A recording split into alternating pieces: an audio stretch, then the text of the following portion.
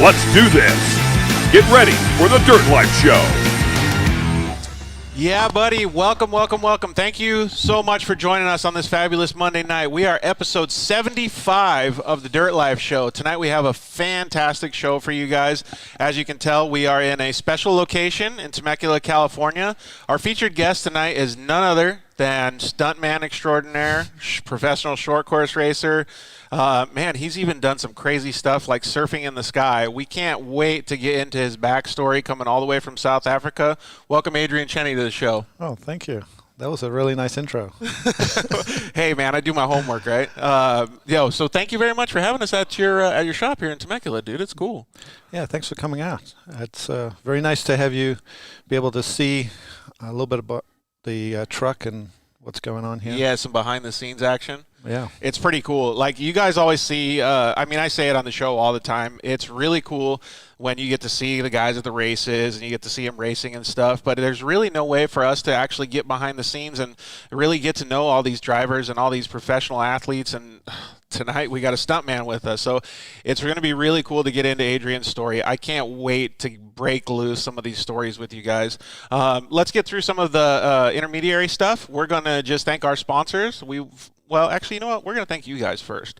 You guys are the awesome ones that are supporting us. We already got a bunch of people logging in. We definitely want you guys to comment in and ask questions. Some of these subjects are going to get really entertaining. So anytime you guys have any questions or even comments about it, telling him he's freaking nuts, you can comment in and let us know how you guys feel about some of the stuff that he's done. Please. Always join us anytime you want on iTunes, Spotify, any of the podcast networks. We're available and any of those, even on the new Amazon stuff. You can check us out anytime. When you're watching the live shows, you can always comment in and hang out with us. We really, really enjoy it. And you can always check us out on social media at The Dirt Life Show on Instagram is the best way to get a hold of us. A few people actually messaged in and had some comments and questions for Adrian, so we're going to get to those tonight as well. But thank you very much to our sponsors. Thank you to the guys over at KMC Wheels. They've had our back since day one, and they've been doing a very, very good job supporting this show and giving us access to some of the awesome stuff that they have in Southern California. So it's really helping us grow. So thank you to Ryan and everybody over at KMC Wheels.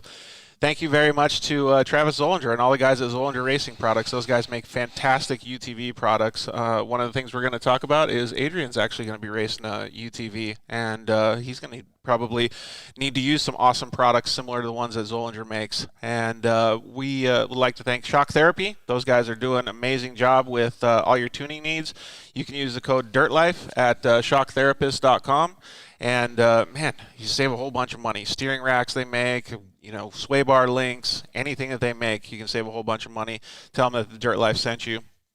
Thank you very much to the guys over at Solder Weld. They've been behind us since day one. Make a fantastic off-road repair kit that you can repair your race or your ride anytime by bonding metal on the trail. Thank you very much to the guys over at Cryo Heat. If you didn't see our social media last week, we went over to Josh's shop in Oceanside, California. Had a whole bunch of fun with those guys, seeing all of the machines that they use and all the processes that they use to lighten up Polaris Razor Pro XP transmissions and all kinds of rad stuff, man. It's super cool, all the stuff that they have going on there. And last but not least, EFX Tires. Thank you very much to those guys. We're going to have Ryan Gaitis from EFX joining us next week on the show for the guys of Dune and Destroy. So we're going to have a little bit of off racing break weekend or a Monday show.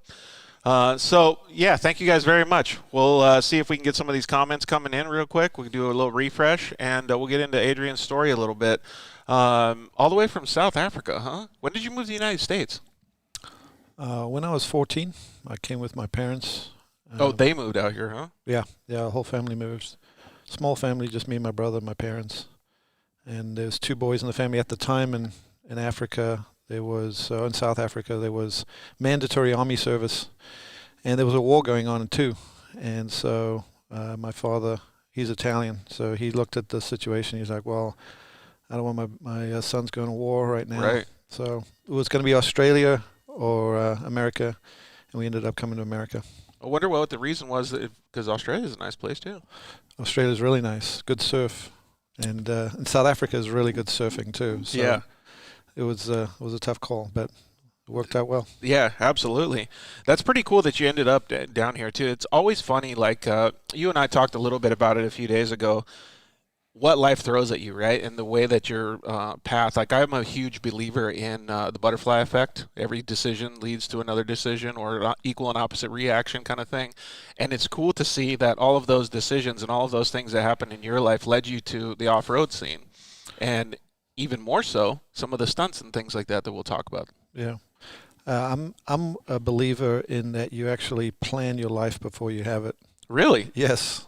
And that you choose your parents, actually. Really? Yep. Whoa, And, I like this. Yeah, and I know it's weird to think about, especially some people think, oh, there's no way in hell I would have chosen my parents or whatever. But nope. As a matter of fact, I'll take a bet with anybody, and we'll see if I'm right. But I'm pretty sure we get to pick our life before and plan it. I think that's a really good way to look at things, actually. Yeah. No, I mean, it's kind of the signs are all pointing in that direction. And talking about ending up racing at Crandon and racing in the Midwest in off-road racing, and I was in high school there, and I had no clue about in that area, in the Northwoods area. I was in Warsaw, Wisconsin, going to high school. Yeah. And then I left, and I went to Europe to try to get into Formula One car racing. Came close. And then back to America. Was in New York, and then all roads lead back to Wisconsin for me. Really? And then there I am back, in Wisconsin. That's kind of a funny story. Yeah, so it's interesting. A very circuitous way of always coming back to the same spot. I don't think very many people can say roads always lead back to Wisconsin. That is pretty neat, though. So when you're thinking about doing all this stuff, I mean, growing up in South Africa and being 14, you've got a little bit of understanding how life works by that time, right? It's a pretty big move to the United States. Are you thinking, oh, sweet, like I can't wait to get over there? Or are you thinking, wow, my life's turning upside down? It's a combination. There's the things that you're leaving behind that and also, it was a really good life. And so you're not, but I definitely did not have a nervousness about it. It was interesting, something new.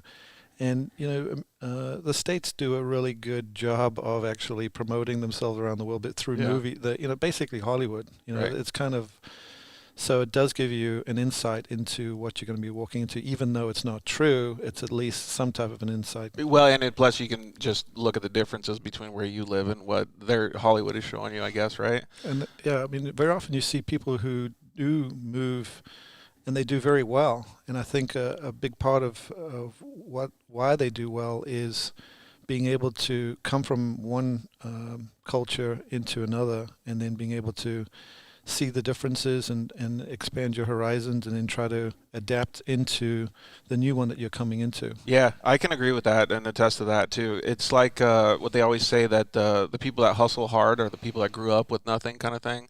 So I can totally see that. Well, and you're a little bit different though, because you always think that it's planned, right? You always plan it ahead. Well, I mean, I think that that there's like an outline. Yeah. And I don't think all the little details are there, but I think there's like certain crossroads that you're going to be, okay, you're going to be doing this, you're going to be doing that, you're going to be doing this, and how you get there is up for grabs. And there is, of course, free will. But for the most part, you kind of try to have an outline and stick to it as best you can, and end up at those certain points. When sometimes life throws you in like a really crazy direction too. That's the reason I'm kind of talking about this stuff, is because I want to at least lay a groundwork of understanding how your brain works, because one of our best mutual buddies, Alex Streiler, I had a phone call with him earlier this week, and he gave me a couple little insights and backstory on some of the ways, different ways that you think personally, similar to what we're talking about, and some of the different ways that you act and the execution that you have towards your life. And I think it's phenomenal. Like, I'm a huge believer in making the life that you want, living life to the fullest, right? Mm-hmm. And I think that you are a believer in that, but you're also really big on executing on those things.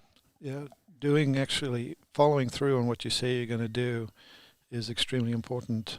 I don't know if I had to sum up the the way that I think the ideal life is lived is to try to not have fear, be a part of your decision-making process. Right. To the extent possible that you can eliminate fear out of your decision-making process, I think that then you're gonna really be closer to the goals that you are supposed to be doing in your life. Absolutely. So, and then, well, we can bring it up now. You guys can see over my right shoulder here, probably on the left side of your guys' screen, we got the Wildman logo on the toolbox cart right here. But that brings us to an understanding of who you are and living your life to the fullest and executing like you say. One of the topics that Alex Streiler told me to talk to you about was, how do I want to say this? You do stunts, right? But you have to be prepared. Like, stuntmen aren't just guys sitting on the couch eating potato chips, right? You have to be physically fit. You have to be mentally strong. You have to be, like you said, no fear almost. There's lots of factors, and it's actually running a company, which I've run successful companies, racing, and then also doing stunts is a lot about bringing several factors together. There's a risk analysis, a risk assessment, figuring out what are the odds of something happening. What else is there? Like if you're planning a 1-year plan to grow the business to a certain level, well, there's risk analysis that goes with that. You have to be on these different milestones and execution points to be able to make it happen, right? Yep. It sounds like you would do the same type of structure for any stunt that you're doing. Yeah, build the team is another thing. So surround yourself with good people. Same thing in a business. Same thing in a stunt. And now, I don't even know if stunt's the right word. So I'm working on this thing. Is probably going to be the biggest thing I'm going to do from a stuntish kind of perspective, which is new freefall technology, falling out of the sky, bouncing off the ground without use of a parachute. Yeah. And it's not really a stunt. That's like, it's new technology, but there is a stunt component in it. There's a lot of development. Yep. There's innovation, invention. It's very much like a race team. So that's one of the subjects that I wanted to actually talk about. Why don't we just get into it now? So you kind of just briefed on it, but maybe give us a little bit more detail. The basis of it is you're going to be falling from space in a bubble. Yeah, pretty much human in a beach ball. That's the concept. Yeah. So you whack a beach ball up in the air and it comes down slower than a basketball. Yep. So now if you just scale that up and then put yourself in the middle, that's a very rudimentary way of saying it, because it's not a pressurized bubble, but that's kind of the idea, is that the air that you're going to have to push around the bubble is going to slow you down enough that you can land safely on the ground. That's the basic concept. That is phenomenal to think about it at that basic level, because there's so much more that goes behind that. There's testing, there's, like you said, research and development. There's the stunt component of it, because it's very dangerous to do something like that. I mean, it's probably dangerous to even test it. Like, how do you even go about that? Yeah. I mean, you start like the first one we started with was you bought a Zorb, which you can buy those, like, I think it's, I don't know. Oh, when they're messing around, going down the hills and stuff? Exactly, rolling down the hills in like a plastic bubble. Yeah.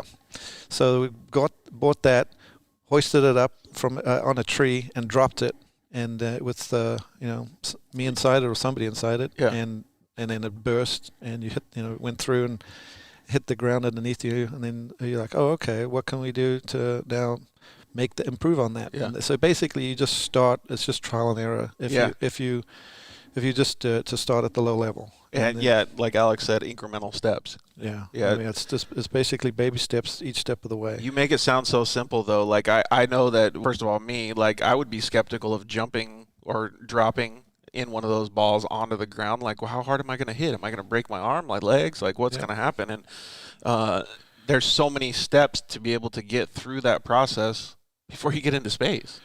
Yeah, it's years to do it, especially when you do it kind of like lowbrow, the way I do it. Like, I'm not claiming to be some crazy scientist, but at the end of the day, it's definitely an engineering feat. Yeah. But rather than attempt to figure out equations. Would rather get in something, go and bounce off the ground, see how much it hurts, and what we can do. I think that's to do it different. A statement beyond your life. Like that's something a motto that you live by wholeheartedly. It's pretty cool though. Like there's a lot of people that would like to live their life like that, but unfortunately they can't execute on it. So kudos to you for doing that. Yeah. We had a couple comments come in. Dave from Core and Lucas Staging said, "Hey, miss you, Adrian." Do you remember Dave? Yes, I do. Yeah. Hey, Dave, how you doing? So he's a good guy. Jessiel says hello. Lena, hi from Rimrock. JD Corin, unbelievable footage of Adrian's barrel roll jump. Then to land it, yes, it's totally insane. Great job, man. You guys have no idea how much work went into that, and we're going to talk about it a little later. We may even get Adrian to talk a little bit more about some of the stuff that he has planned in the future, too. Let's just get that out of the way, actually. Let's start talking about the barrel roll, and then we'll go back to kind of some of the stuff that we're talking about right now. So when you do something like prepare to be dropped from space or prepare to be execute something like a barrel roll that nobody's ever done, what's the process of going through the short course racing, understanding how a vehicle works, and then, I mean, that's years of racing, and then all of a sudden you just want to do this stunt? Yeah, it's definitely the barrel roll was an outgrowth of the potential of what the Pro 4, or I mean an off-road vehicle can do, and it's just it's something that's inside me, wanting to showcase what these trucks can really do, and I very often feel like we don't get to showcase what they can do. They can really take so much abuse and bounce right back, and so I just sit there and dream at night about what we can do. And it started. I was supposed to be on the David Letterman show. This was right when I got into off-road racing, and I was supposed to jump on do a ramp and jump up on the back of a bus outside the David Letterman show and roll down these buses on a Pro 4 and then goose off over a taxi and land on the ground and drive away. And then that was all set to go. And then Dale Earnhardt, he died. And so then they said, no, the stunt is off. Yeah. But right from the get-go, the first time I got into these off-road vehicles, all I wanted to do was just try and showcase what they can do, because they're just so exciting and so fun. It's just the extra dimension of flying through the air, landing in a controlled fashion, and being able to accelerate away. It's just it just needs to be, I don't know, showcased a little bit more. Yeah, just whatever we can do to really have fun with it and get it out there. I really like that, because we talked to a lot of people that do dirt bike racing and stuff, and back in the late 90s, early 2000s, people were riding dirt bikes and they were going around a track and they were having a good time. And until one person showed that you could do a stunt on a dirt bike, you could take your hands off, you could take your legs off, you could flip on them. It wasn't even known that freestyle motocross could exist. Same with the guys in Monster Truck like Todd LeDuc, until they started pushing those boundaries and limits and testing the way that those vehicles, well, I guess, defied the laws of physics, just like you did, it wasn't known, right? And so this is really interesting to me to be able to understand that you're starting to do that with an off-road truck. Yeah, and it all came from racing. So going racing, because racing, like when I'm sitting on the start line, like let's say at Crandon, for example, sitting on the start line, just looking at that quarter-mile land rush start. Everybody's lined up next to you, and it's going to do a standing start. Right. Just so thankful to be there. Just like, wow, this is such a privilege to get to do this. And, I mean, there's so much work and effort went into getting to this point for this team, and then the next team next to you. And then now we're just going to, and so much money, and we're just going to roll the dice and go and have fun with it. And then it's really exhilarating. It's really a privilege. And then what can we do to then continue that? And I've got these Pro 4 trucks sitting around here that because we have to build a new one or do things like to continue to grow on the racing side. I'm just like, wow, this is, we spent just, I don't know, $1 gazillion on this thing. It's just sitting right here. Yeah. And it can do Collecting so dust, much. Yeah. That's started sparking my interest as to what I can do. I mean, I want to take this thing and bounce off the wall and land back on the wheels. I want to do front flips, back flips, all this stuff. It's pretty crazy. And for anybody that doesn't know what we're talking about, the audio version of the podcast, you may not be able to see the video, but you can always come back and look at it. We'll play a short little 20-second clip here, and then maybe you can give us a little bit of an understanding of what you were thinking at this time. This is the barrel roll live in Baja. Okay. Thank you to the race guys for doing this. So you go under the bridge and you come on. Okay, so we because you're actually the ramp is actually 2 ramps. So you actually take off on a 4-foot, a pretty steep 4-foot high ramp. Okay. And then you get airborne for a split second. Then you hit a very narrow 8-foot tall kicker ramp. And That kind of upsets the vehicle? a pivot, yeah, the driver's front wheel hits this kicker ramp, and everything pivots off of that one kicker, that one kicker ramp. Got it. So it doesn't seem like it would be that difficult. Well, it's actually very difficult because you just know right off the bat, you know the beating you're about to take. So that's obviously upsetting.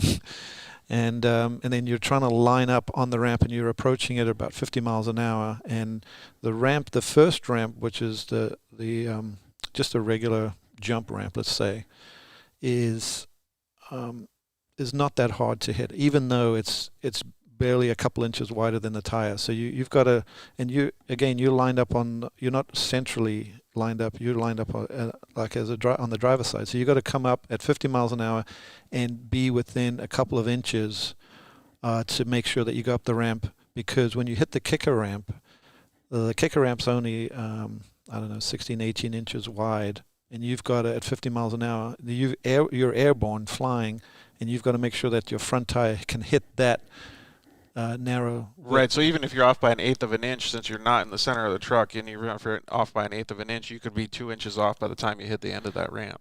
Yeah. So I mean, it's. I don't think it's that tight, but it's certainly tight. I would say within a couple inches. Yeah, if you got to be within a couple inches, otherwise you're screwed. Man, that's crazy. And so there's 2 main variables. The main variables are you got to line up and hit that kicker ramp where it needs to be hit, and then the speed's got to be at a certain speed.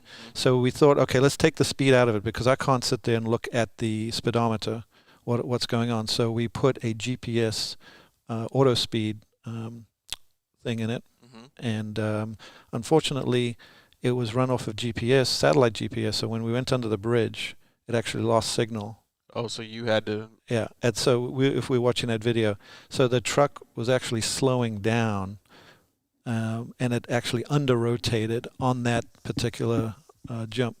Wow. And did it slow down and then just reburst speed when it came back up? Or no, just basically it lost signal and started slowing down, but it had enough momentum because the ramp was started. It kind of just started underneath the bridge. Right.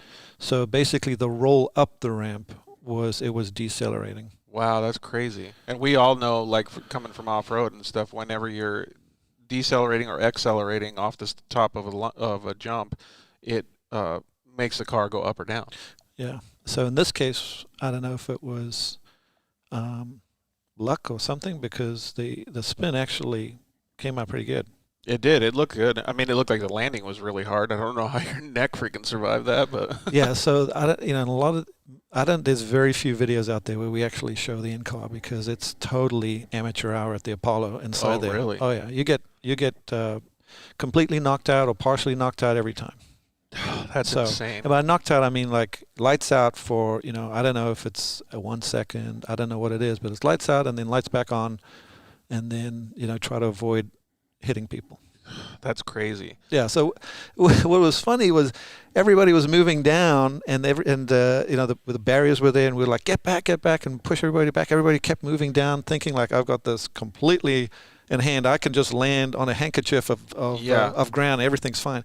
It's totally amateur hour out there. I mean, like, it could land and squirt in any direction at any time. That's what pushes these industries forward, though, is not knowing and being able to push those boundaries. Yeah, thank goodness, everything went well, and it didn't squirt out of the different direction. I mean, we kept telling everybody, you got to get back, and everybody just, there was a lot of excitement, and it is super fun, to witness something like that. So it's understandable that it kept just pushing forward, but they were definitely putting way too much confidence in the ability to land and just go dead straight.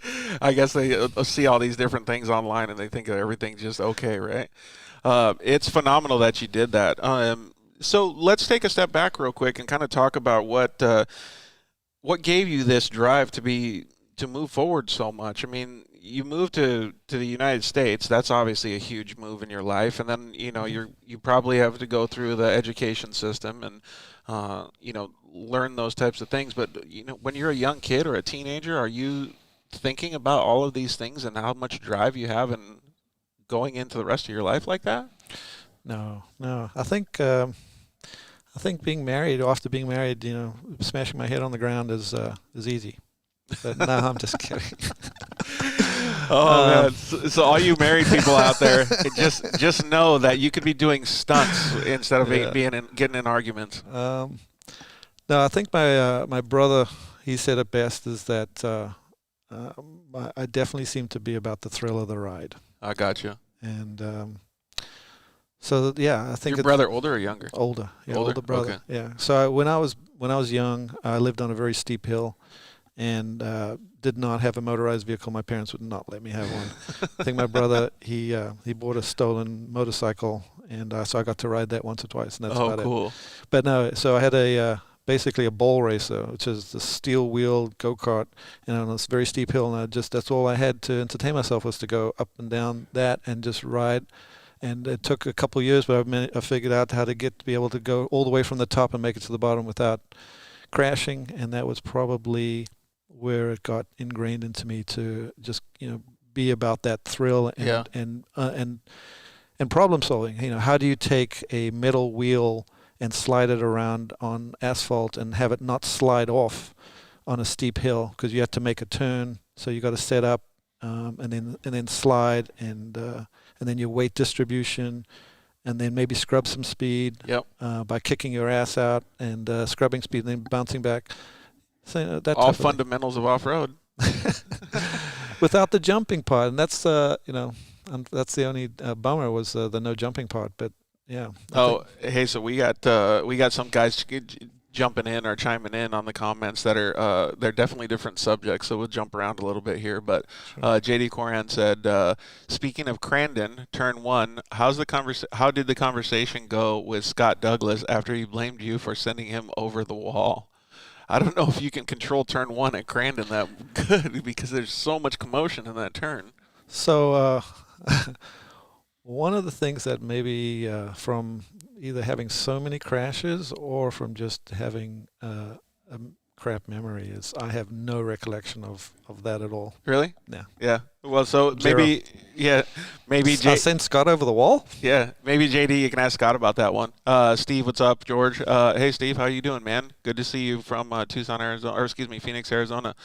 What's up, fellas? Taco time. Yeah, we didn't get any tacos today, but maybe we'll try to get some tomorrow, Tyrone. All right, so it's still so phenomenal for me to think about the way that first of all, the way that you're living your life, and I don't even know how to say it, the balls that you have to be able to go and pull off stuff like this. Most of us, myself included actually, people always tell me I'm crazy for going out and getting hurt all the time. I don't like getting hurt, first of all. I'm sure you don't. Nope. But I do love that thrill of the moment and the thrill of the ride. Like I can't tell you how much those adrenaline things make me happy. Put a smile on my face. So it seems like when you were little, it kind of started building up and making you understand that those things did make you happy. Yeah, if I had to analyze myself, I would say there's a combination of a few things going on. One is, like what I've already said, horrible memory. So you forget your mistakes. Quick to move forward. you forget all the times you smashed yourself up, and so that's a big help actually, because if you have a good memory of that, that'll hold you back. Having being in really good shape, like being able to just smash yourself and bounce back. So that's something that I've been able to do, which is not easy to do, and most people can't do it. But somehow I've been able to, and I've become fixated on figuring out how to be able to do that, because So definitely hold that thought, because that's the next subject we're going to get into. But I think that one of the things that I want to take from what you just said is being able to forget what just happened is one of the best traits of any racer. You can't ever dwell on the last corner, right? You have to think about the next corner, and that's literally the way you're living your life. Yeah. And so there's the upside is that you can be successful because you forgot that you've tried something already 10 times and failed, so you succeed on the 11th time. So that's the upside. The downside is you have fantastic things that happen, and you have no memory of these fantastic things. You wish you could remember that they happened because they were so great. You can't remember squat. I have to rely on video. Hey, look, so we just got David actually posted the video. I don't know if these guys realize that we may or may not have been breezing over that question just a little bit, but we can go back in the comments and look at it if we want to talk about it later. I can see, right? That's the video of the crash at Chula Vista, right? Core Chula Vista, yeah. Yeah. Oh, that's not the one he was talking about from Crandon. So what was this one? That one, I'm pretty sure I died in that when I came back. Really? Yeah, because I remember. I've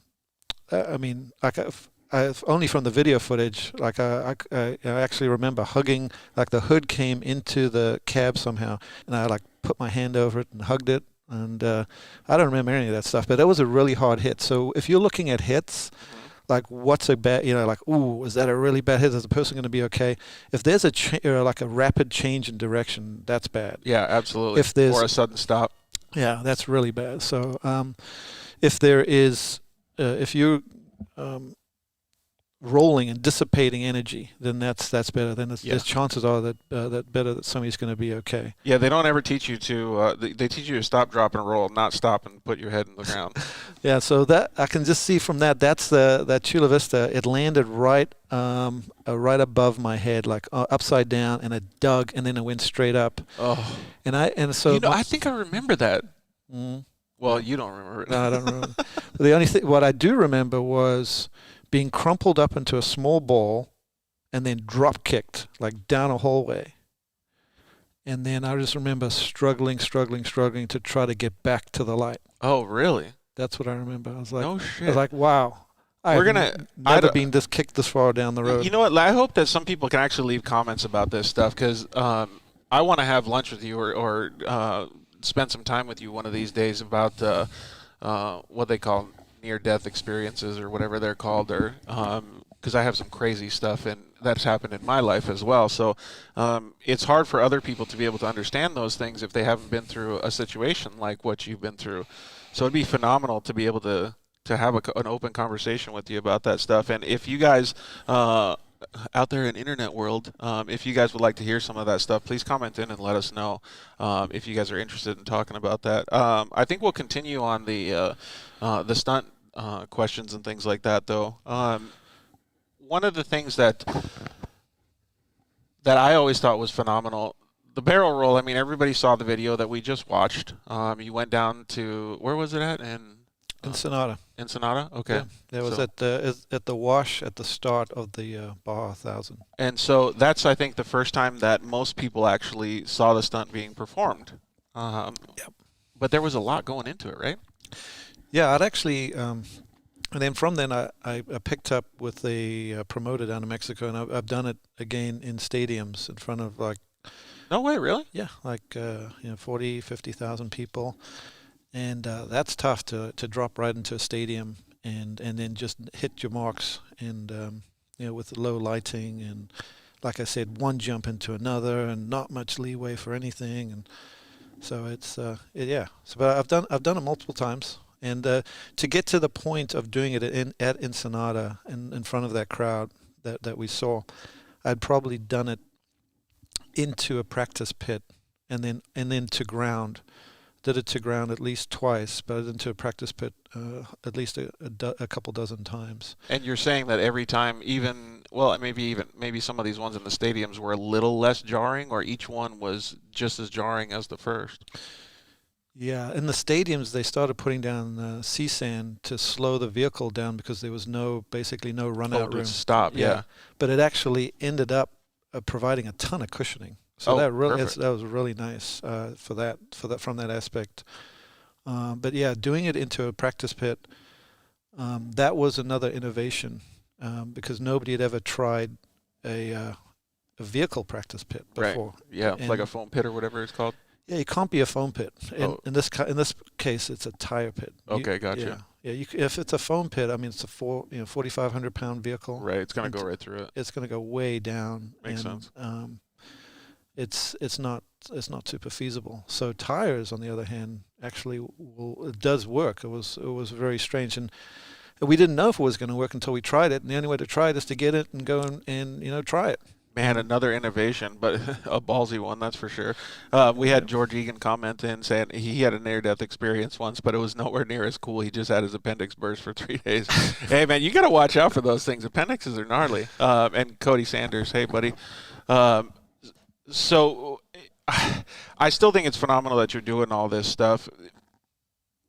I would like to go back a little bit to what you're talking about living life to the fullest, staying fit to make sure that you can live life to the fullest when you go out and execute these types of stunts.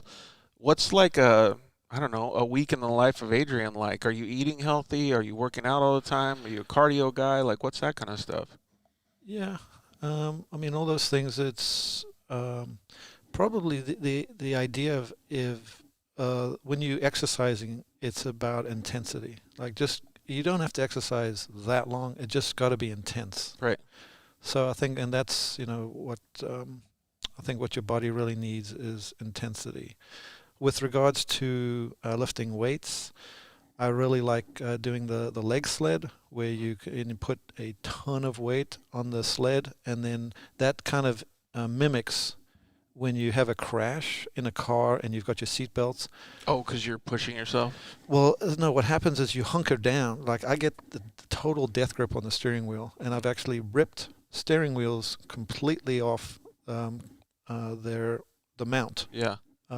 Metal steering, just tore like tissue paper from the hits. Anyway, I've got this death grip going, but you all the wind gets knocked out of you. Right.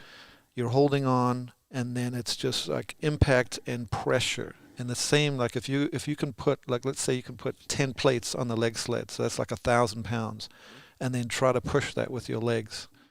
And if you can do that, that's a lot of pressure on your body, and your body freaks out. It's like, wow, I really need to be ready the next time that's going to happen. Yep. So again, it's like so when it comes to weights, it's like the weight. If you put the heavy weight on, then that simulates intensity. If it's cardio, it's intense. It's like basically it comes down to intensity. With regards to food, I'm just very picky. Like, I'll eat junk and everything else, but it's just, I just always look for good quality. Yeah. So I don't know if that's really helpful. Like, I don't count calories, I don't any of that stuff. It's just very picky, and just everything should look, feel, taste, smell right. The way that you want, yeah. Yeah, the way that it should be, and everything should be ripe, not unripe.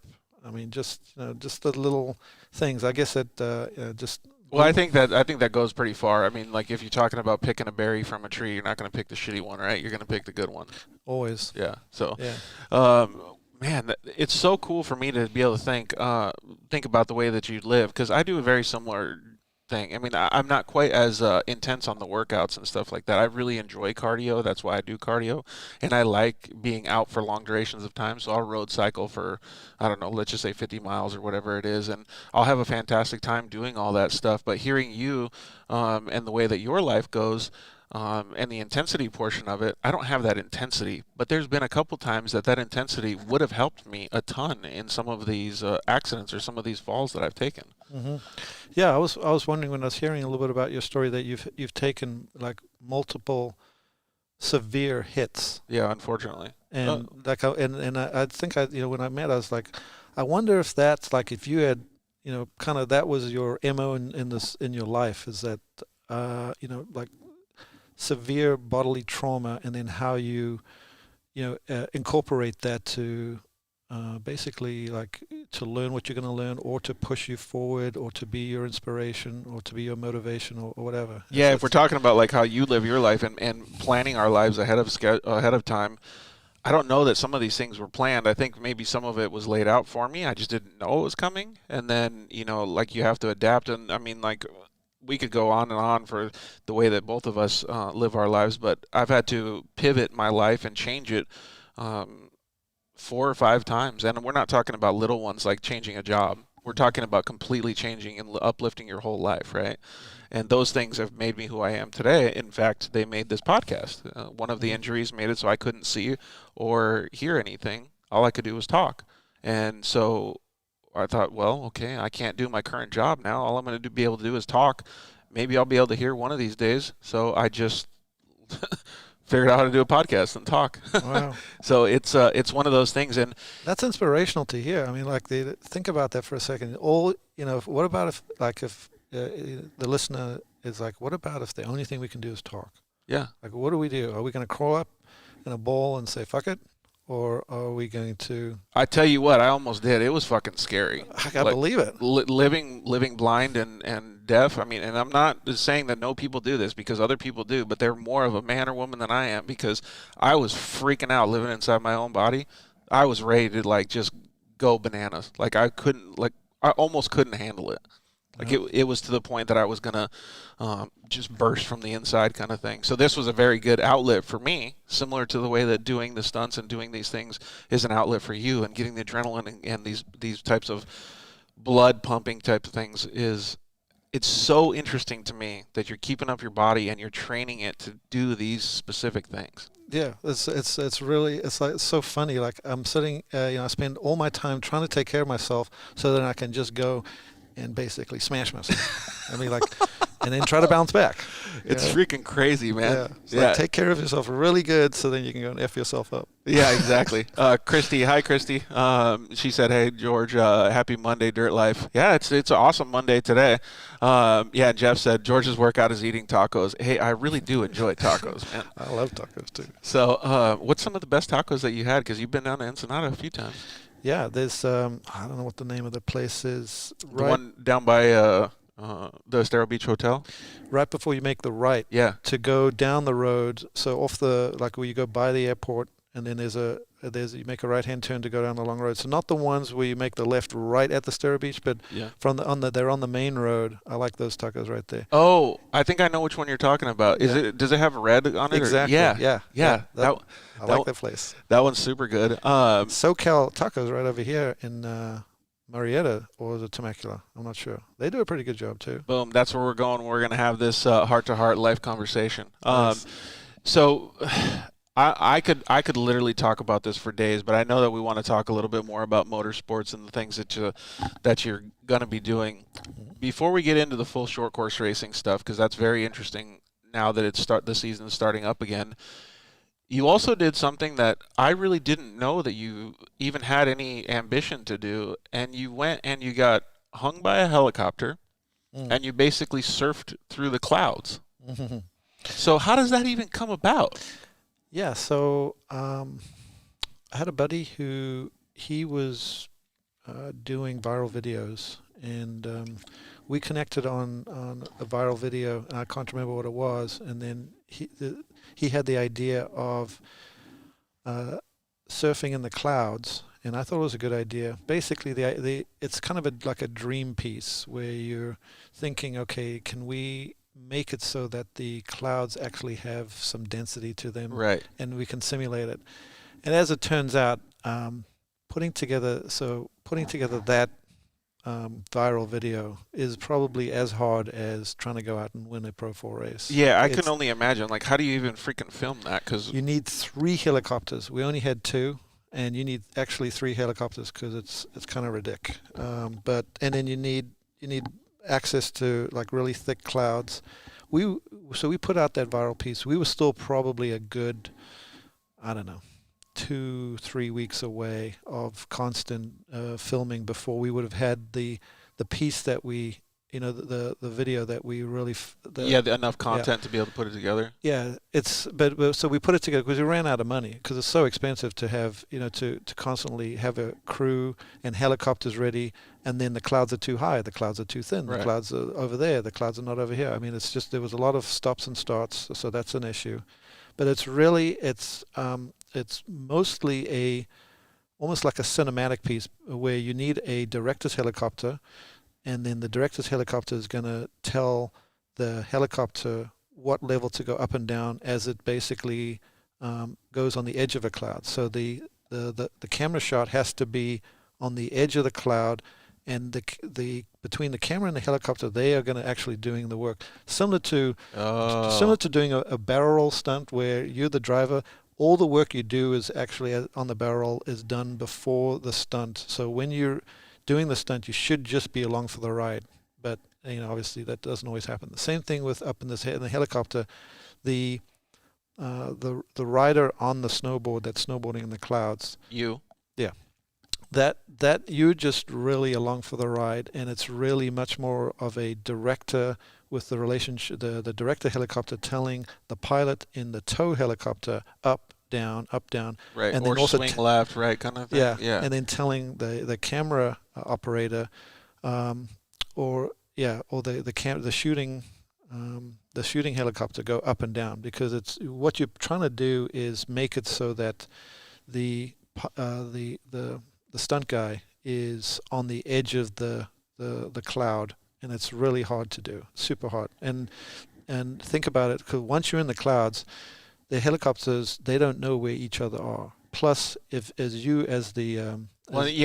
not like snowboarding where you're actually cutting something. You're just, even though there's a cloud there, you're not doing anything with that cloud. You're not touching it. You're just moving against it. Well, you're trying to be on the edge of it, to be honest. You actually are trying to be on the edge of it, and the helicopters have to be traveling at a certain speed, otherwise it doesn't look at all like you're moving. So you've got to be going 70, 80 miles an hour, and you're in cloud cover, so you can't see each other. So you need multiple helicopters. You need one helicopter to say something, because the problem is that it sounds sketchy. It's very sketchy, because also as the stunt guy, you're like at least a couple hundred feet on a wire below the helicopter and behind, because you're going 70 miles an hour, so you're getting blown, let's say at least one helicopter length back of the tail rotor of the helicopter.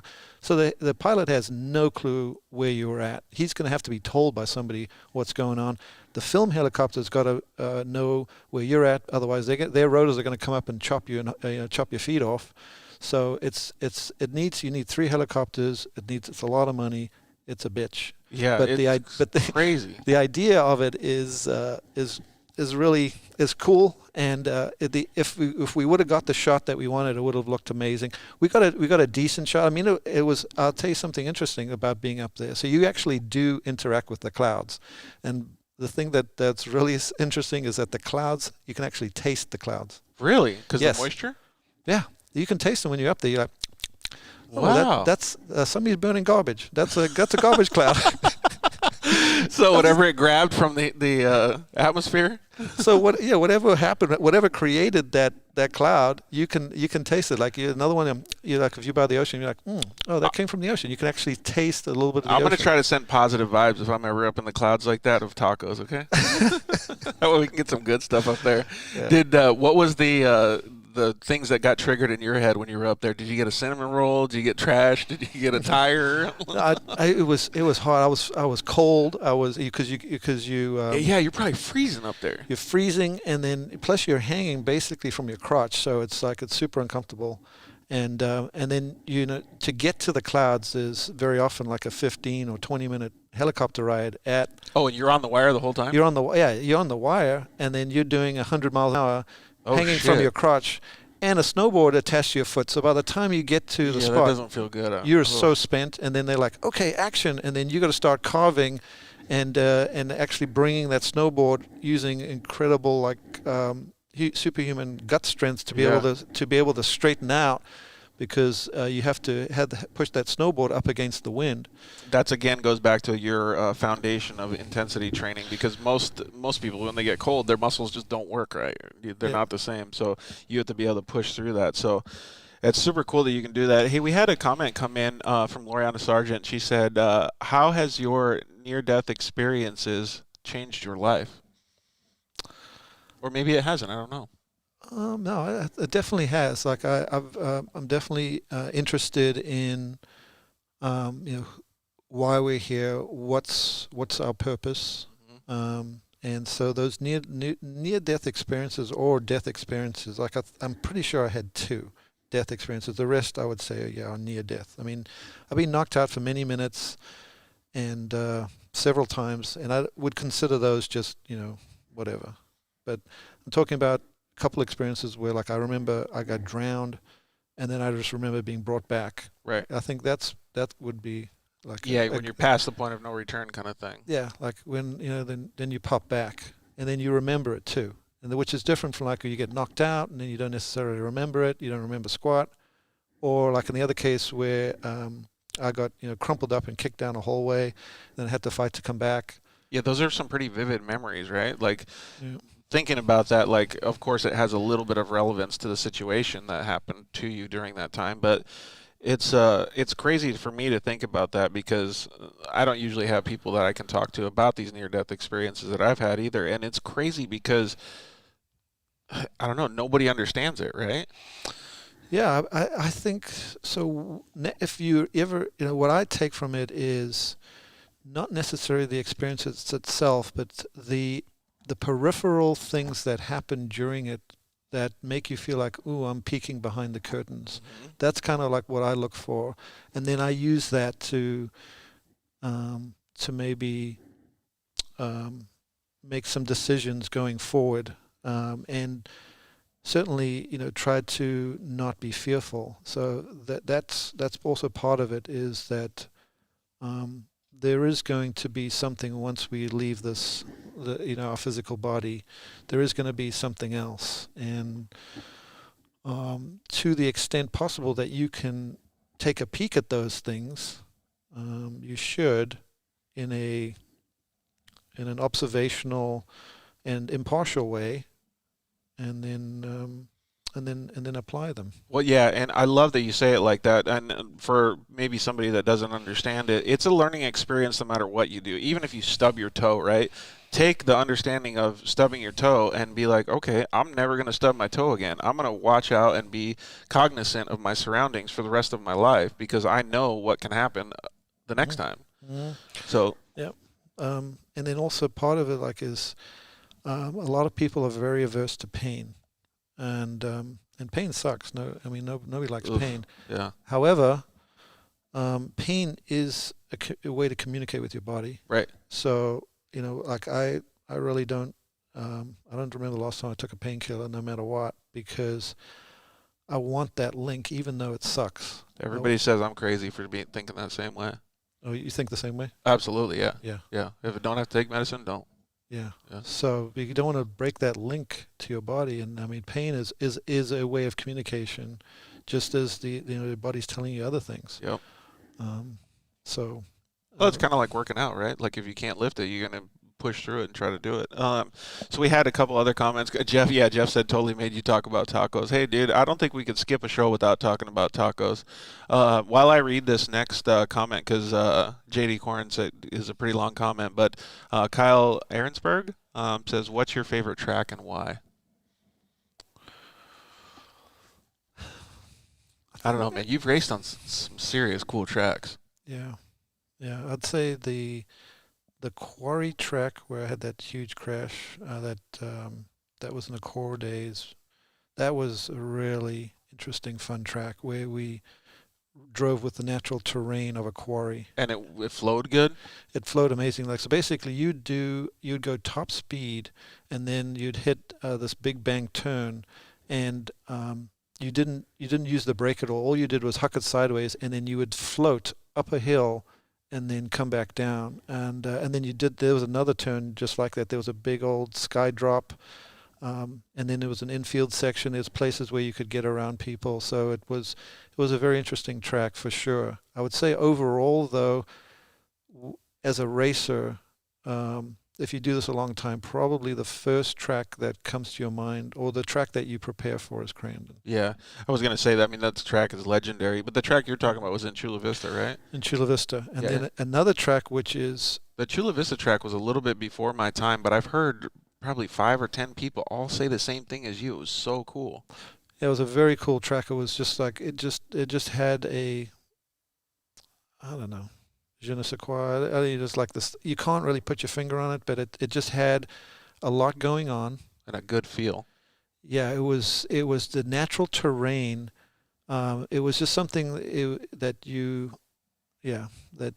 don't get. You can't really go and recreate it yourself in your backyard, because the scale of it was just too big. Like the hill that you went at full speed and slid up and came back down without touching the brakes was, I don't know how many stories high. Let's say it was at least 4 stories high. So you're going up, 40, maybe 50, 60 feet of elevation, straight up.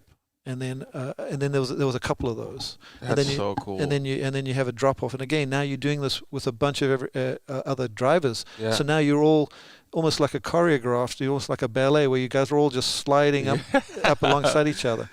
So that's very interesting. But if I have to say, like, a track that is just nutty, it would be Wheatland. Yeah, that track was pretty nutty, like, because it's so man-made. Well, the interesting thing at Wheatland is the ridiculous tabletop in the back section. Yeah, that thing is huge. We were all out as fast as our UTVs would go, and we would barely clip the end of it, man. People were losing it big time. You could clear that thing in a UTV? A turbo UTV could grease it. Normally aspirated UTV would barely be getting the front wheels over it. But it was as fast as your UTV could go around that Daytona turn and down. And if you slid up just that Daytona turn a little bit, you're not doing it.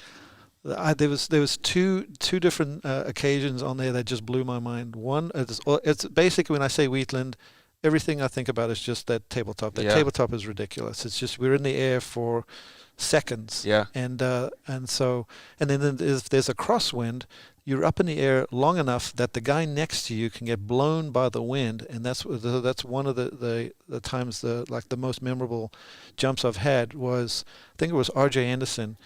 We took off side by side, or almost side by side, what I thought was side by side, and then I just watched him move over and then disappear underneath my truck completely. No shit. And this tabletop's probably what, 150 feet or something? Oh man, it's long. It's so long, and we're up in the air for, it just pops you, and then you just do your hang time. It's long enough that I watched a vehicle move over and then disappear completely underneath me. Now I'm getting ready for a crash at this point, so I'm like, oh shit, because you think he's under you, right? He's under me. I'm going to land on him, and we're doing, I don't know how much miles an hour. We're like 20 feet up in the air. Oh, this is really going to be bad. And so now I come down to land and crash, and then all of a sudden he just squirts. He lands and squirts. I have no idea because I can't see him. He lands and squirts, and then I land, and we're just back to racing. And I was already 50%. I was already 50% into the crash, and I was like, "What happened?" I was halfway through this crash.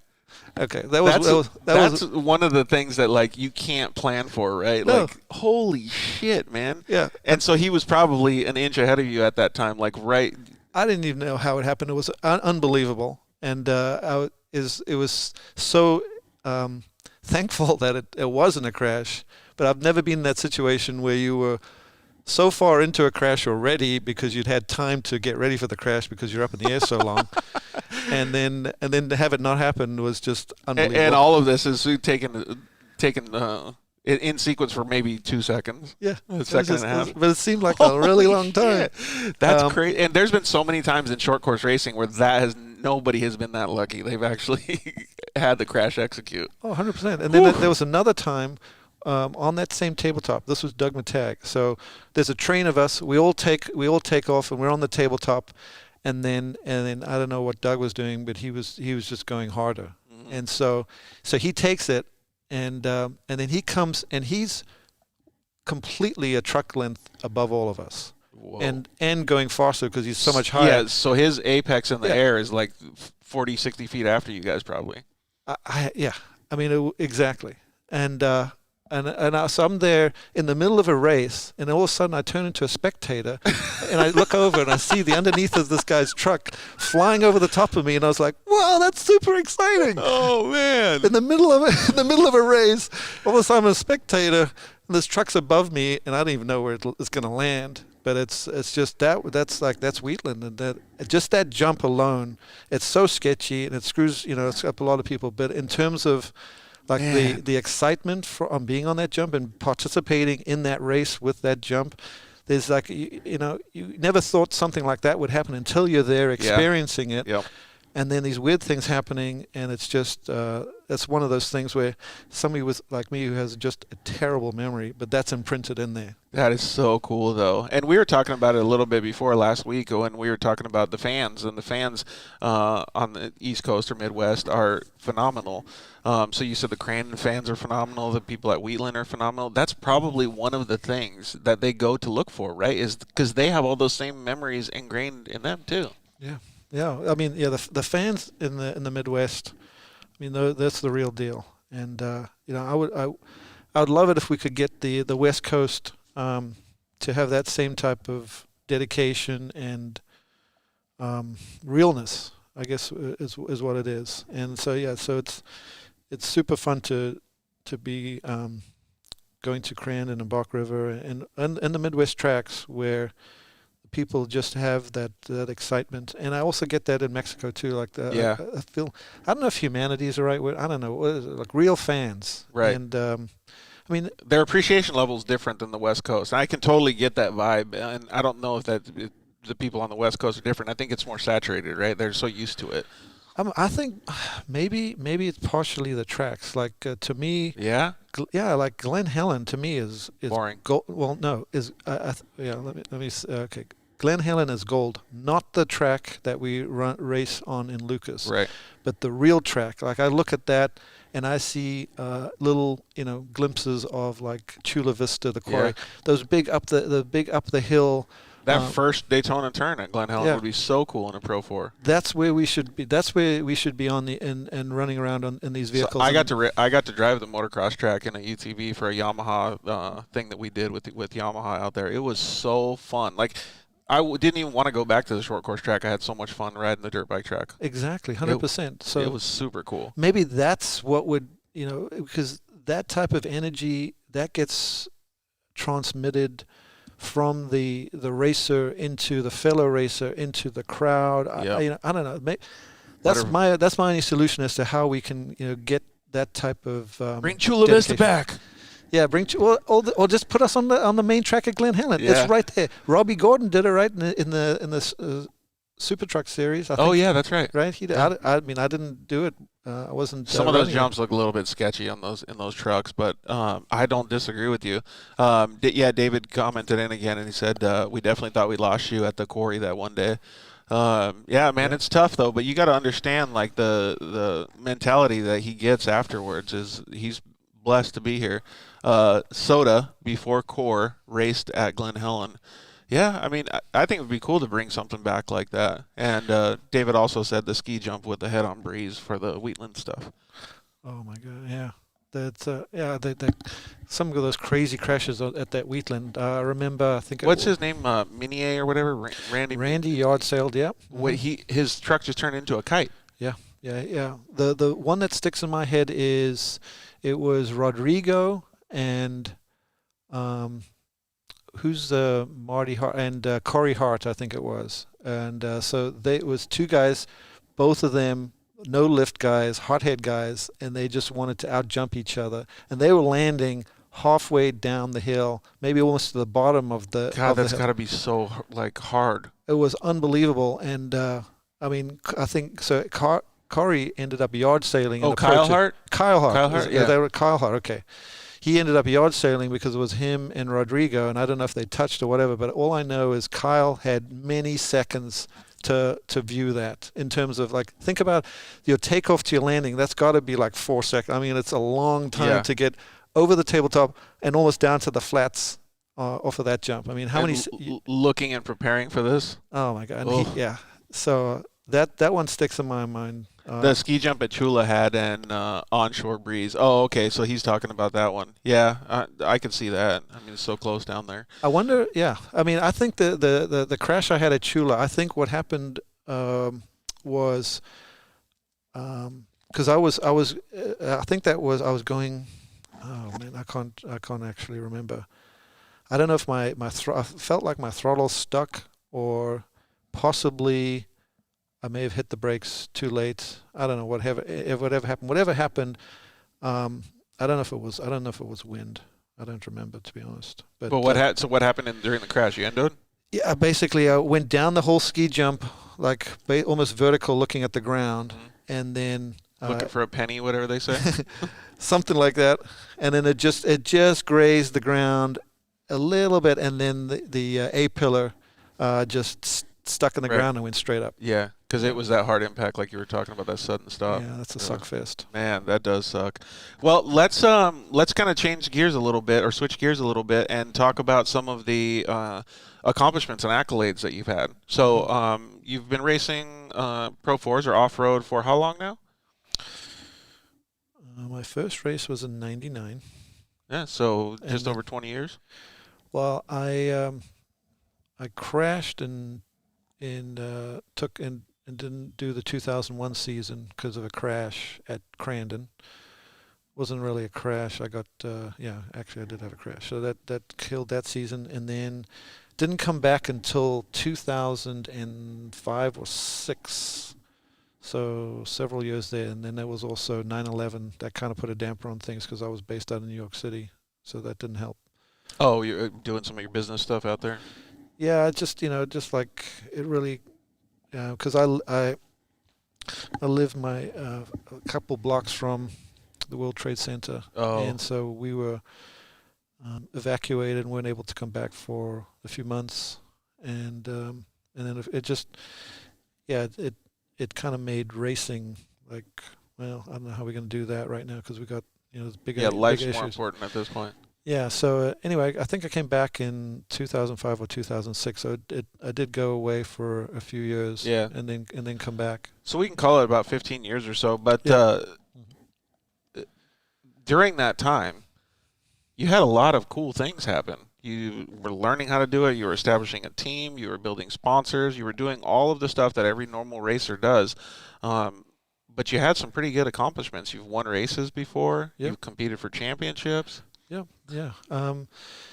The thing the place we're sitting here now is my own race shop, and I'm here, and that's something which I should have done a long time ago, and I wasn't able to do, or I didn't figure out, I should say, how to do it, because I was working and living in Manhattan, right, and then having a race team, located remotely or not there with me. Well, yeah, so your arm's length. Yeah, so basically being an arrive and drive guy, and that's really super hard to do. So I would say that I think I would be further along in terms of the some of the consistency if I would be located here, and so that's kind of what I'm trying to do.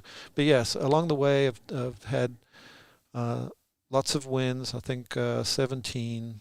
If I think if that's correct, and then the other thing that's really interesting is that I don't know if anybody's had more bad luck than myself when it comes to leading a race and then something going wrong. Like it's just a mechanical failure or worse. Just anything. I mean, like I've been so I've won Crandon a few times, but I've been in the lead so many times at Crandon and other places, and then even on the last lap, even on the last turn, and still had something go wrong. Yeah. And those things are just so demoralizing and bums me out. But because you're doing everything right and something else happens. It's like stuff that you can't control. Yeah, it's so crazy. Especially for a guy like you too, man. It's so crazy. It's like I don't know. I mean, and it happens to other people too.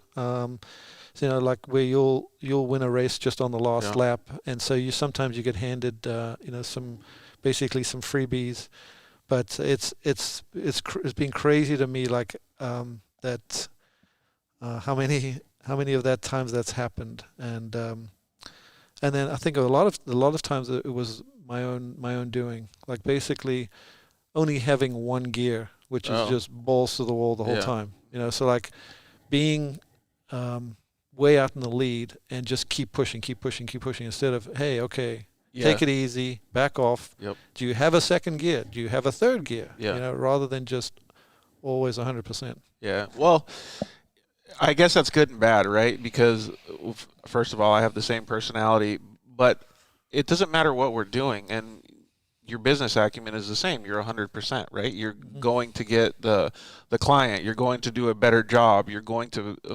meet those milestones and goals. I don't think you should put any pressure on yourself for having that personality, because I think that's what really drives you to be able to do these fantastic things that you're doing in life. You're not sitting at home eating potato chips. I mean, well, I mean, the fans certainly like it. They know they're going to get their money's worth, and so don't take your eyes off of the wild. Hey, they gave you the nickname. It's right here by my shoulder. yeah, that's earned, by the way. That's not self-proclaimed at all. So. I do think that's pretty cool that you do have that nickname. A couple of times that I remember you driving as well, and I talked to Ryan Beat a little bit about this last week, but when I went to Wild Horse Pass, I think it was one of the first races that I'd ever been to and seen. I think it was in the 2013 area, and I didn't even know short course existed at this time, right? I'm this motocross kid, and dirt bikes are the best thing ever. But then I start seeing short course, and I remember seeing the orange truck, and I remember seeing your nickname, and I thought to myself, man, this guy's going to be good to watch. Like, I'll watch him during the race. And you didn't disappoint, and you didn't. I think you may have come home on the podium or top 5 or something, but so it was a good race for you. But the whole time I remember seeing you going, I don't want to say back and forth, because for whatever reason you were battling these guys, and something would happen, like you're saying, and you'd fall back a couple positions. And most people would be like, okay, I got to save the truck. You're like, no, fuck this. I'm going back by those dudes that put me in this position. And it was really cool, because it was motivating for me to see that people still had that, like, go get 'em attitude and didn't, like, just fall back. The thrill of the race, man. Yeah. When you're in the middle of it, it's like, it's really so exhilarating, and you're just so happy to be in that racing, and so it gets to, like, the ultimate race is where you and turn 2, you came on the outside. I forgot who it was. It wasn't Kyle LeDuc. It was it might have been Renezetter, but you came from the outside, and whatever happened, he slipped up a little bit, and when you came from the outside, you started turning probably, I don't know, a good 80 feet before the turn, because you wanted to make sure you saw him sliding up, and you wanted to make sure you got under him, and man, it was so cool. The amount of roost that went over the barriers on that turn, I was like floored. Yeah. It was so cool. Nice. Those moments for me are like, well, they're like those memories that you remember, right? Like at Wheatland, like, they're so cool for me to see. And I was never able to obviously drive a Pro 4. I was the UTV guy, but it's always cool to have those in the back of your head when you're doing it yourself, because you feel like that guy, right? The thing that I really like about the Pro 4 or the 4-wheel drives is that you can actually let the truck do its thing, and your personality can actually differentiate people by how they're driving, which is weird, because you're just going around the track. I mean, how can you tell one guy from another? But that's what's really interesting is like, I like watching drivers where you can actually see some personality from what they're doing, and I thought that was interesting how that can be. Because it's somebody sitting in a truck. I mean, it's just a truck. It's like getting me so excited just thinking about this. My heart's pumping all good. But that's really a good way to look at it, because I think that's why fans are so intrigued by it, and I love it so much, is because, I can feel it when people have that personality going, like, yeah, I know he's pumped. I know he's thinking like this because he's going to go through a turn. And you can almost get in line, like you're in sync with them when you're watching them on the track. And for any of you guys that aren't watching the video, we have one of Adrian's Pro 4 sitting here right behind us, getting all prepped up for the Midwest Series coming up in just a month or two here, right? Yeah. June 6th, I think, is the first race. And you excited? Yes, I am. Yeah, get back to racing. Absolutely. Yeah. I mean, it's normally we're already racing by this time. Right. Or just about. Yeah. When we were running on the West Coast. Now that it's Midwest, it's still there's still frost on the ground, so it's a much more of a summer season. But it gives us time to really get ready and prepared. Yeah. Which is great. But yeah, I'm really excited, and it really seems like short course and in particular Pro 4 is taking a major uptick this season. So it really looks like there's going to be a lot of drivers in that class, so I'm excited for you guys, because that's one of the most bummer things, right, is out here on the West Coast the last couple of years, you get a podium because everybody else breaks. Like, you don't want that as a racer. Correct. None of us fans want it. So if you guys have a bunch of people on the track, man, it's going to be knockdown, drag out awesomeness. Yeah. And so one of the racers who's come back, and when I started out racing, he was racing. It's Jamie Flannery. Oh, really? Yeah. So he's come back, and he's come back with a vengeance. And so he put together a team. So there's going to be 2 more for the whole season next year. Keegan Kincaid's going to be in a Pro 4. Jamie's going to be in a Pro 4. I think there's going to be a couple of other guys, and the field. I mean, I think. The West Coast guys that didn't make it back to the East are maybe going to be coming back. So maybe like Matag, maybe R.J. Anderson. I'm not sure who else. Hopefully they come. It'll be nice if Greg Adler comes. But if these guys can come, we can have just a stacked field, and it's going to be super exciting because, I mean, I'm just so all about four-wheel drive. Yeah. I mean, to me, like if you think about, okay, I'm going to go in the dirt, do you ever think, the less wheels the better? No, two-wheel drive's okay. Yeah. I mean, no, I'm like, no, you need all 4 wheels pulling. That's the way to go in the dirt. That's why it's the big dogs. That's why everybody goes up in the stands to watch. Oh, man. I mean, if you can go high, you can go low, you can do things. And that's why in the UTV, where you could now, I'm excited to get into a UTV because it's four-wheel drive. That's big news that you were telling me, and for all of you guys out there. So everybody wants to drive a Pro 4, right? Well, now you're going to drive a UTV too. Yeah, I got really lucky and hooked up with Race Driven, who they're a power sports company out of Escanaba, Michigan, and I'm going to be in an RS1. Dang, that's gonna be cool. In the Pro Stock UTV in the Champ Series, right? In the Midwest Series. Have you got to? Well, you have a UTV that you probably drive around on the trails and stuff, right? Yeah, I've got a couple. I love it. I mean, I really love the RS1. I've got my own one really dialed in, and so yeah, I'm super excited to go and race in one, and get more seat time and just have more fun. And I think there's 40, 50, in the class. Man, that's a big class. So I mean, they're probably going to have 2, like an A and B main then. No, I think they just let them all go. I mean it's that's exciting. That is exciting. Tons of guys out there to race against is exciting. Hey, talk about personalities. You get to experience all new personalities in that class. Oh yeah. That's going to be pretty fun. It's probably going to be, I mean, there's people going to be yard sailing, and because I mean, with that many people in there. Yes, it's going to be tough. And so are they building your UTV for you now? Yes. Okay, cool. So you'll be able to have it ready. And are you going to be able to get any seat time in it before then, or are they just going to ship it down to the track? No, we're definitely going to need to get some seat time. It's a 2020 Polaris RS1, and it's going to get, whatever it can get done to it done. But it's supposed to be stock, so it's not too much you can do. Yeah. But whatever we can do. Those guys push the limits in that NA class, man. So whatever the rules are, they push all the way up against those bad boys. Yeah. Yeah, but I mean that's tight. The tight officiating, from what I understand, it's very tight. But it is. But that's going to be super exciting to be a part of. It's 4-wheel drive. Yeah, absolutely. How can it not be fun, man? It's going to be a little different than what you're used to, but I think it's going to still be really cool for you. Like you said, it's going to be extra seat time, so you'll be able to notice the track more and get a better feel for the things that are going on, and you're going to experience all different competition. I think it'd be cool to see what you say after the series is done, and see how you think. Maybe come join at some of these specific UTV races. I think it'd be pretty cool to see out there. I know all of our audience members would really like that. All right, well, we're going to get into some more fun stuff after the commercial break, so let's do that right now. We'll see you guys in just a second here.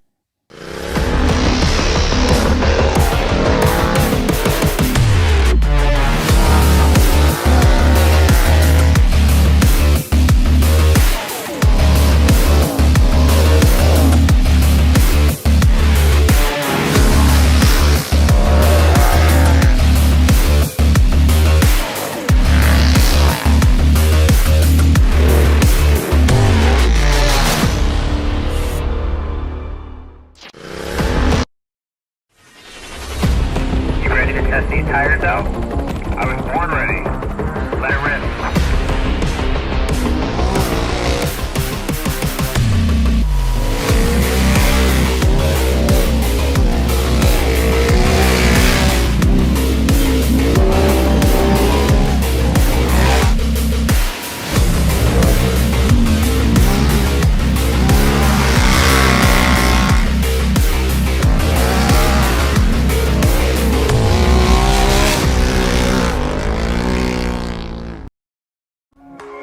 Zollinger Racing builds the best aftermarket products available.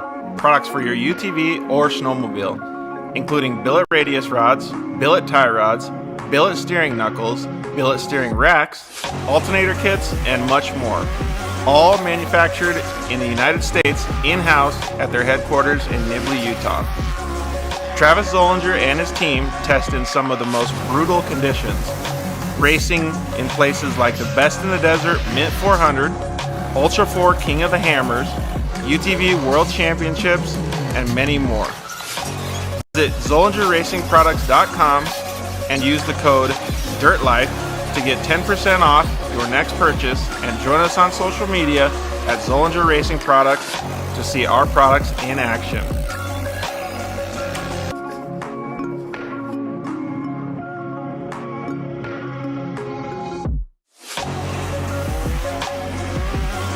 Zollinger Racing, the best products, period.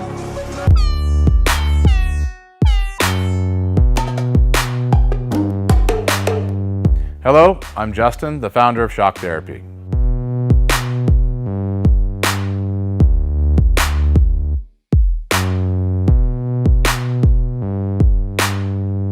Shock Therapy has been around for 5 years, but we have personally been tuning suspension on off-road cars and race vehicles for over 25 years. We tune between 10 and 15 cars per day, every single day of the week. Our concentration is tuning shock systems and supplying components that improve the ride quality of your car in many ways. Not only do we work on the average UTV, but we also tune suspension for race teams and professional drivers.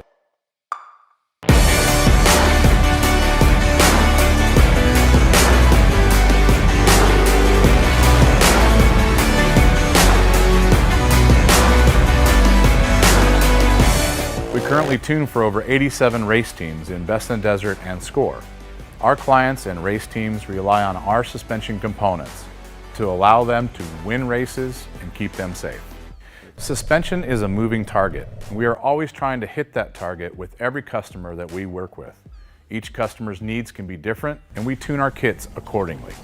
Our research and development never stops. We improve our components every single day. As the industry evolves and improves, so do our parts and kits. As of right now, we have over 100 products for UTVs. So when you bring your car to us, you have the satisfaction of knowing that you have the most experience, the highest quality products, and the fact that your car is being tuned specifically to you.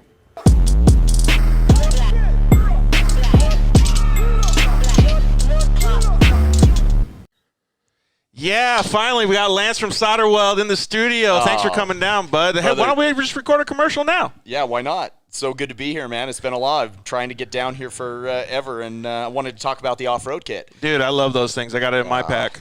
Yeah, we're running hundreds of vehicles now running them, whether it's a UTV or some guy's got it in a backpack on his motocross. He's got everything he needs to make a fix right there on the fly, out on the trail, or in the desert, whatever it is. Well, since I've already used one, I kind of know what to use it for, but explain what it does. All right, so let's pull one out real quick. You've got your aluminum rods. Remember, they're rods, right? So, light torch, small torch. You can throw it in there or throw it on the rig with your flux. It decontaminates and cleans like, let's say, a radiator. You get a random rock chip runs through as you're racing. You get a rock chip in a radiator. You got to fix it right there or you're out of the race. You can patch it up. You can patch it up. It's all good to go. Yep, just like welding.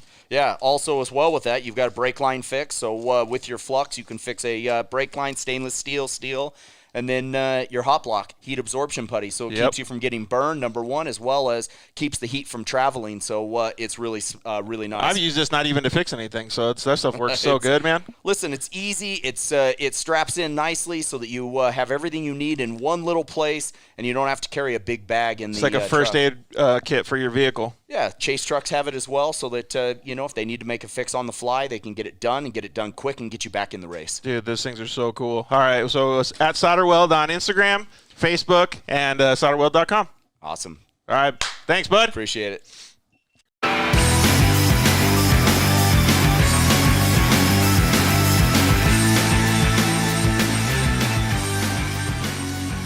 Yeah, we are back. Thank you guys for sticking with us. Episode 75 of the Dirt Life Show with, this legend Adrian Cenni sitting right next to me on the left here. He's got so many fantastic things. We could have probably 2 or 3 more shows just talking about some of the stuff that he's doing or done in his life. But we were just talking about some of the Midwest short course racing and how the Pro 4 class is set to be pretty freaking awesome this year. I mean, we've seen the Pro 4 class the last couple years, and we've really wanted it to grow and, be the class that it's really going to be. So now I think maybe we should get some more people involved or, get everybody going. Yeah. So one of the good things about losing the Pro 4 on the West Coast is hopefully us guys are going to all be reunited with the East Coast guys. And I actually tried to get something like that together. I came up before Lucas let go of the Pro 4 series. I came up with a way that we could have the drivers from the West Coast go to the East Coast and the East Coast go to the West Coast, and it fell on its face. I couldn't get it to work. I was going to call it the Race of Champions. So it was like an East-West shootout kind of thing? Yeah, what it was a series within a series, and my whole goal was to just put up a bunch of money to get to be the carrot. To me, that's like, that's going to get guys to come out of the woodwork and to compete on both the East and the West Coast and make the drive over. And then, because it's really, when you get everybody together, that's when the best racing is going to happen. The more competitive guys together, the better. Yeah. So I was... and it'll grow the sport. Yeah, and it was just, it's so natural. It's just a natural thing, especially with the Pro 4. It's such a great vehicle, and there's a lot of good drivers that could be there could be a lot of good drivers if they're together. But if you take them here and you take them there, because it's so expensive to run in Pro 4 and there's such a learning curve, right? It kind of deters a lot of people. Well, do you think there's as much of a learning curve now with all these guys that are I don't want to say graduating or coming up through UTVs? Because that kind of seems like a good step, right? Not as far as the budget goes, but from vehicle. Yes, so you've got Kyle Cheney, and then there's why am I forgetting the other guy? Well, CJ kind of did it too. Yeah, I guess he kind of back and forth, but yeah, but last season was, I think, the first season of Pro 4 of there's a couple of good guys that came in from the UTVs into the Pro 4, and they're competitive, which is great. And then now we've got some of the West Coast guys that are going to hopefully come. Some more of the West Coast guys that didn't make it last year are going to come and join up. And then maybe a couple of new guys are going to come in. Yep. A couple of people will step up, maybe so. And then, like I said, with some money coming into it as well. It would be pretty cool to see that class grow, man. I've always, when I grew up as a little kid watching dirt bike racing, I always went and made sure, even if I was racing the 80 beginner class, I always went up and watched the pros race. Yep. And so I always made sure that every time I was at a Lucas race, whether I was the race before or the race at the beginning of the day, I always walked up and watched the Pro 4s, always. Yeah. It's my favorite class. And with good reason. It's so much fun to watch, for sure. And we need to get more people into it, for sure. And I think the part of what we should do is put some cost cutting or cost saving measures in place. Right. Or a bonus structure or anything like that. Certainly prize money will definitely bring guys out, for sure. But I'm thinking more like a front diff, a standardized front diff. Oh, I see. Standardized transmission, crate motor. I mean, some of these things if you bring the costs down, or if you make it so that there's not a learning curve, because the whole front diff is a learning curve. If to figure out what's the best front diff and how to get it to live and blah blah blah. Right. Transfer cases, all Same kinds thing of with stuff. same thing with the transmission. Yep. It's like automatic versus manual. There's definitely a learning curve in keeping the manual alive and not snubbing the motor and having it be strong enough that it's going to live with the extra power over on the two-wheel drive and the Pro Lights. So if we put some of those things in place, then maybe it would make it so that people will come back. And there's a lot of Pro 4s out there that are not running because the guys didn't want to upgrade just the transmissions. So there's a lot of automatic Pro 4s. Oh, you're talking about Pro 4s sitting in garages collecting dust. Correct. Yeah. That because they've got an automatic transmission, and to upgrade now to run to be competitive, you got to have a manual. Right. And a manual transmission, you're looking at 40 grand. You can't have one. You got to have two. So now you're 80 grand, and plus your learning curve, and then you got to have your clutches are gonna work. So it's a big endeavor with a learning curve. So it's money and learning curve to get it to work. So I think there's a big opportunity though this year, especially with a Pro 4 class growing by everybody coming together, for an organization to be able to build on those things that you're talking about. So making specific rules or specific things happen is a lot easier when you have a big group of people instead of just one or two people. Yeah. So let's say, for example, the 5 automatic transmission Pro 4s that are sitting in people's garage, which if Champ came out and said, okay, going forward, if you're going to run a manual transmission, you got to carry an additional 250 pounds over the automatic or whatever they say, whatever they come up with. And then now those automatic transmission trucks are going to be competitive and can go out and be in the race and be in the mix. That's very similar to the way that Lucas structured the rules for the UTV class when Yamaha had the manual shift YXZ compared to a CVT of a Polaris Razor. Gotcha. So the Polaris Razors had to weigh 1,680 pounds, and the Yamahas had to weigh, I don't know, or 1,650 and whatever they were, and the Yamahas were 100 pounds heavier, 150 pounds heavier. And did it work out? I think if you ask the Polaris guys at certain points it didn't, and now the Yamaha guys are saying it didn't because they're changing the rules and trying to figure out where the actual sweet spot is. But there's two vehicles racing together, so I think if you ask the general public, it was working out. Okay, good. So I don't know about the racers' opinions about it, but from an outsider standpoint, I think it's fine. Yeah. Well, I mean, it's expensive to go in Pro 4, and there's a reason. It's like double the expense to go from a Pro 2 to a Pro 4. Why is that? It's just a front diff, some axles, and a T-case. Why is it double? What's going on? Yeah. So, but there is a lot more into going to four-wheel drive. So, if we can maybe do two things. One is pick a weight penalty or whatever penalty for whatever the current situation is, to be able to encourage some of the not as competitive vehicles to come back and be competitive. That would be number one. And then maybe number two is to say, okay, within a certain amount of time, we're going to have a standardized one, which would be something that you can pick. You don't have to pick it, but this is the standardized one, and then the standardized one is going to be the one with the least amount of penalties. Right. And it's going to be a balancing act, but not. Well, they balanced it when they brought in the V8 crate motors in Pro Light. Mm-hmm. They had to do the S-Lingers that were way faster at the beginning, and then the V8 started catching up, and they had to balance that whole thing for those 1 or 2 years that they did it. So yeah, I mean there's gonna be a little bit of turbulence, but if the end result is that you've got guys that can muster the budget now to be into a Pro 4, then that's really where we need to be, because it's having it be such an open class. It's down to the guys that have the most experience and the budget to do it, and it's unfortunate because we really need up and coming guys. Yeah, absolutely. You don't want it to be money racing. You want it to be talent racing. Yeah, absolutely. I agree with that. Well, it'll be interesting to see, and I think there's a real good opportunity, like I said, with the Champ Off-Road Series doing it. And, the Gas Short Course Series on the West Coast here now starting back up again. I think there's a good opportunity for it to help all the guys on the West Coast expand. Maybe it'll be more like a regional series at the beginning, but there's plenty of room for them to have a Pro 4 race if 5 guys show up, whatever it is. Yeah.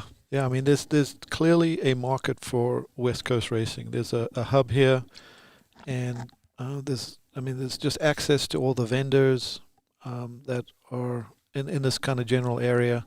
So there's no doubt that there's a market for it. It's going to need money and obviously some smart decisions for sure. And that's why I go back to like Glen Helen to me is gold. Let's go and let's get some excitement. Let's go on the big track. Yep. I mean, if we're not going to have the money for a big payday or make it exciting or a big TV, at least make it so that we're racing on iconic, epic tracks. All right, if anybody from Glen Helen is watching, give Adrian his dream. Let him get on the big track, man. Absolutely. I'll bring 2 Pro 4s if you let me on. There we go. So David P. said Pro 4 is the U.S. equivalent of F1, the last unlimited racing class on the dirt. Yeah, well, I don't know if I would consider it quite F1 status because F1 is on another level from any type of racing. But it is pretty cool that you think about it like that because for all of us off-road guys that are watching this show, I think it really is the top echelon of the sport.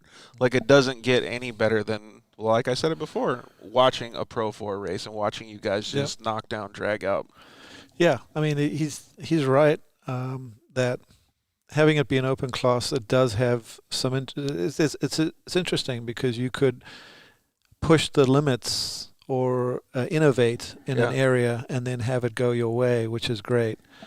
But it does end up coming down to just 1 or 2 trucks that are superior to everybody else's, and that's unfortunate. Yeah, I mean it's definitely it's a tough. But that's the same call. thing in F1 though. I mean, like, we'll just compare apples to apples. I mean, Ferrari's doing pretty good now, but the Mercedes are way ahead of the field. No matter what. So, with the crazy budgets, what are they? Well, and we're not talking about budgets. We're talking about ratios here, right? Yeah. Like we're talking about, but so Racer A and Racer B in the short course series driving a Pro 4, those budgets are obviously different, but the level can close up pretty quickly if they have those certain things like what you're talking about. Yeah, I mean, you got to be competitive, you're talking hundreds of thousands, if not million or more, just to be competitive. And then if you want to just blow everybody out of the water, I mean, if you run double that budget, then that's going to be a good start. I mean, you're still going to have people that know what they're doing. But it's a team around you, right? Being able to build that truck and do all that stuff. We could talk about that for days, but I really do think that you have a good point, and I think that the Pro 4 stuff could definitely grow if it's executed properly. I think it'd be fantastic to see a full. I mean, could you imagine if Pro 4 had, we won't say UTV level numbers at 50, but maybe half that, 20 trucks, 25 trucks in the field? That would be insane. Yeah, I think hopefully we're gonna approach that this year at the Fall Crandon, because a lot of guys come out of the woodwork for that, and with Jamie stepping up, Jamie Flannery stepping up in Crandon, we could start to see some of that. Now, that'd be super cool. Yeah. So I mean, it's definitely like if you look back at the core days when Jim Baldwin was doing it, and we had 10 to 12,000 people in the stands on good tracks, and it had momentum. So there was 2 things in place: the guy spending money, the promoter spending money, and good tracks. And so it kind of looks like we got that going in the Midwest now too. And so it's looking up. It really is. I wonder how many people are going to be. What's the most amount of people that you've ever had on track at once in a Pro 4 race? Do you remember? No, I mean, got to be over 10 at least. My memory's crap. No, I mean, just a couple of years ago, I think we had like 15, 16 guys. Yeah, I remember that. Like right when I first got into short course or first started learning about short course, there was a good amount. Did you ever race that Speed World track with the moguls that were in it? Speed World. It was in North Phoenix. So it wasn't Wild Horse. It was in North Phoenix, and they had like a mogul section right down the middle of the track. Yeah. And they had a right-hander and then a nice left-hander bank. Yeah, I love that track. Actually, that's where I practiced my barrel roll for years. Really? Yeah. Wow. Yeah. That's insane, man. Yep. I think that's pretty cool, though. So that track is still there, I believe. It's obviously in disarray right now. But yeah, that was a good track. Yeah, it would look like a really cool place. One of the people that I grew up racing dirt bikes, his father actually managed that place. But anyways, yeah. So we got a couple questions came in. Yeah, Dan. Yeah. So I remember Dan. Dan was cool enough to let me go and dig a hole and put some tires in and go practice the barrel roll. Yeah, Dan's definitely good people. Pro Ford, yeah. And then, man, it would be so cool to see 10 to 20 Pro 4 trucks out there. I really hope that the Midwest Series brings that type of numbers this year. Yeah, I don't see why not. John Lewis commented in and said, pre-Lucas Core days, Glen Helen used to have off-road races on the main track. Oh, wow, that's cool. Now it only happens for special events. Yeah, probably like Robbie Gordon's one. That facility has some. Yeah, it's a pretty awesome facility.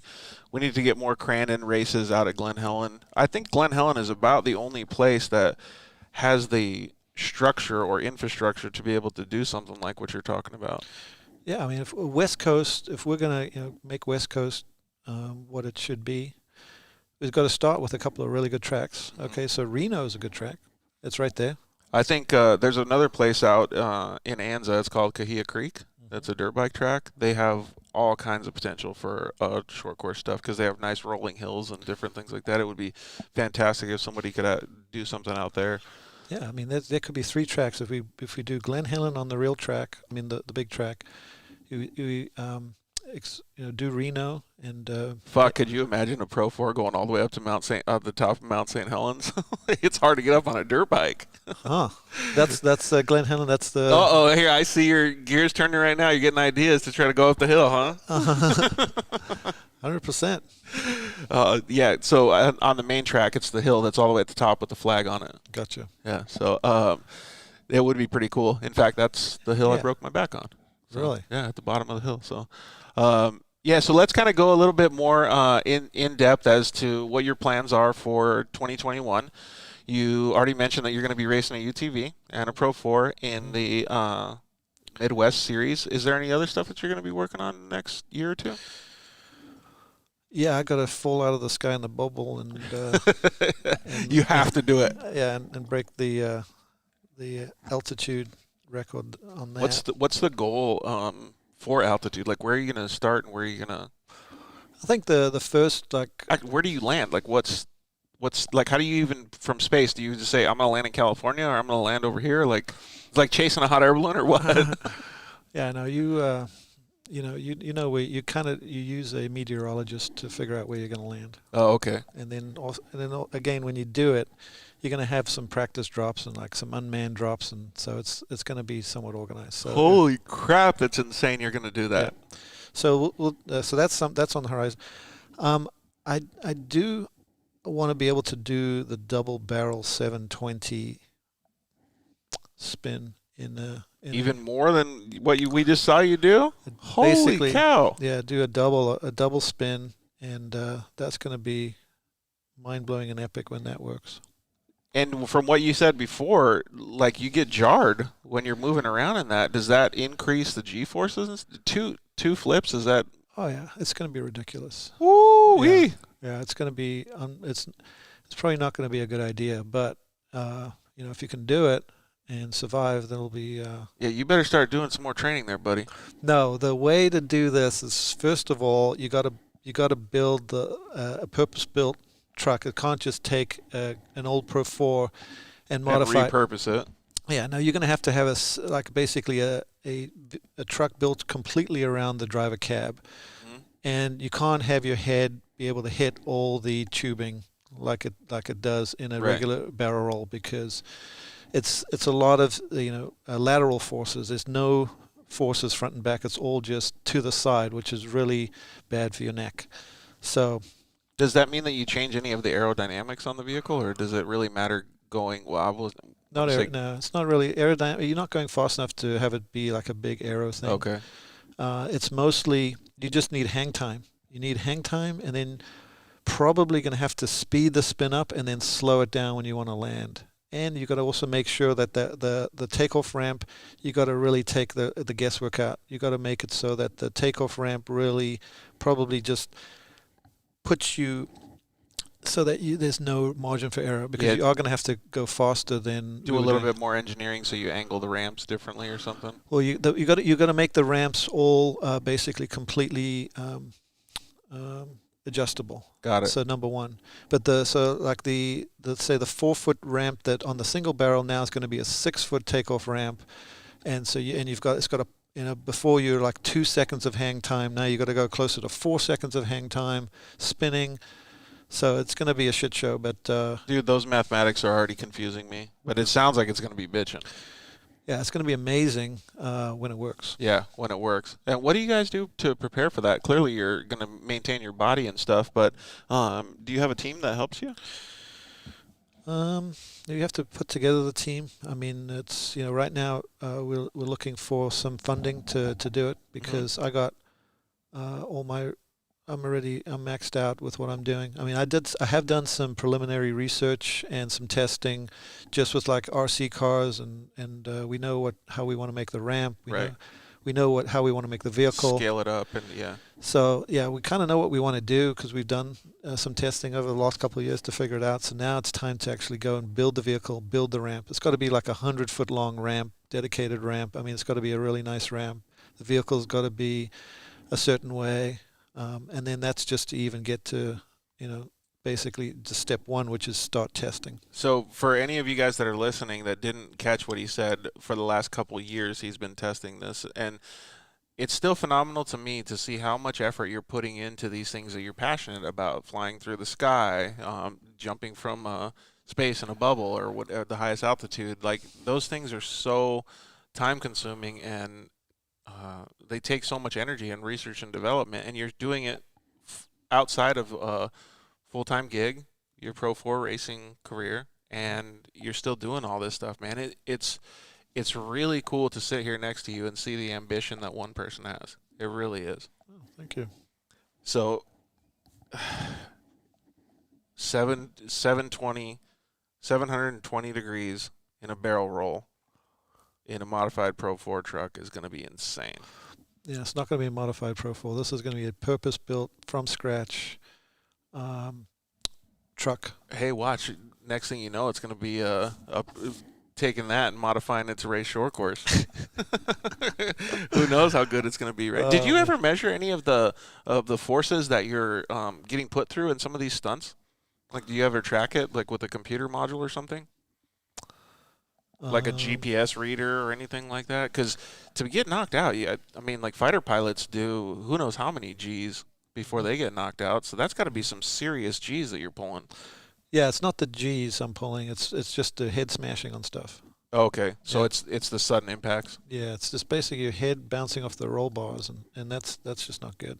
Because again, it's like you're sitting in a cab and you've got your roll cage. It's like really close to your head. So again, when you're doing the barrel roll, your forces on impact are not forward or backward; they're sideways. So when you land, so you got your one wheels landing, so your head comes down, and it whacks the roll cage. Then it hits your other leg, and then it hits the middle, the bar that separates you from the engine. Yeah. That's basically, it's like a multiple smack of your head on everything. Yeah. So we've talked about this. We've had shows on safety with safety experts and all of these different things.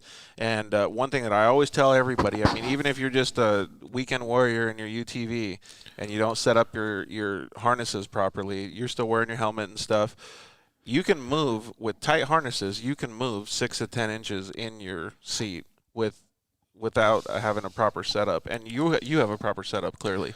But you're moving that much because the forces are so great. So it's always so important to make sure you're as safe as possible. Yeah, I'm a firm believer, and I don't know if I'm right or wrong, but to me, I feel like your body is basically like Gumby, and you extrude when you're on impact. So you even though the belts are stretching, yes, but your whole body stretches. Right. And so instead of 6 or 10 inches, I'm thinking you're stretching a foot or two. Right. between the belts, moving out of the seat, the impact, your body stretching.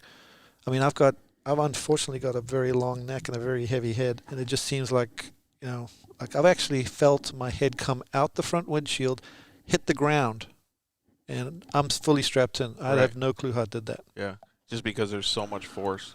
And that you're moving dirt at the same time. And also, I think on that particular impact, I think the actual whole cab parallelogrammed. So like the top of the A-pillar stuck in the ground, the rest of the frame kept going. So it almost like parallelogrammed. Oh, fuck. Somehow, I don't know how it didn't get decapitated, maybe. I don't know how that works. That's insane, man. Yeah. So are you going to do anything specific for the barrel roll as far as safety goes? I mean, you're building a whole new truck, but did you learn anything like a containment seat, anything like that? Yeah, what I think the way to go is to actually have the seat be on some type of a suspension system that it can move, almost similar to a those gyroscope type of, except it not quite be a gyroscope, but basically have it act a little similar fashion so that you have shocks or shock absorbers in all directions that it can move. That makes sense. And then kind of come back to its happy place. So not that it's the same, but like when you get me thinking about this, I've always wondered how Todd LeDuc, because he's a guy that I know that races monster trucks, I've always wondered how those safety systems are set up, or those seats are set up, because the impacts and the jarring and the sudden stops that those guys make, even when they just land on their tires, is phenomenal. And then they do those rotations and sideways moves and stuff. Yeah, and you see Todd's he's practicing for the double backflip. And then I don't know what he's landing. They didn't show what he's landing on, so he's probably landing on like tires or something. He did one to dirt when he landed on his head.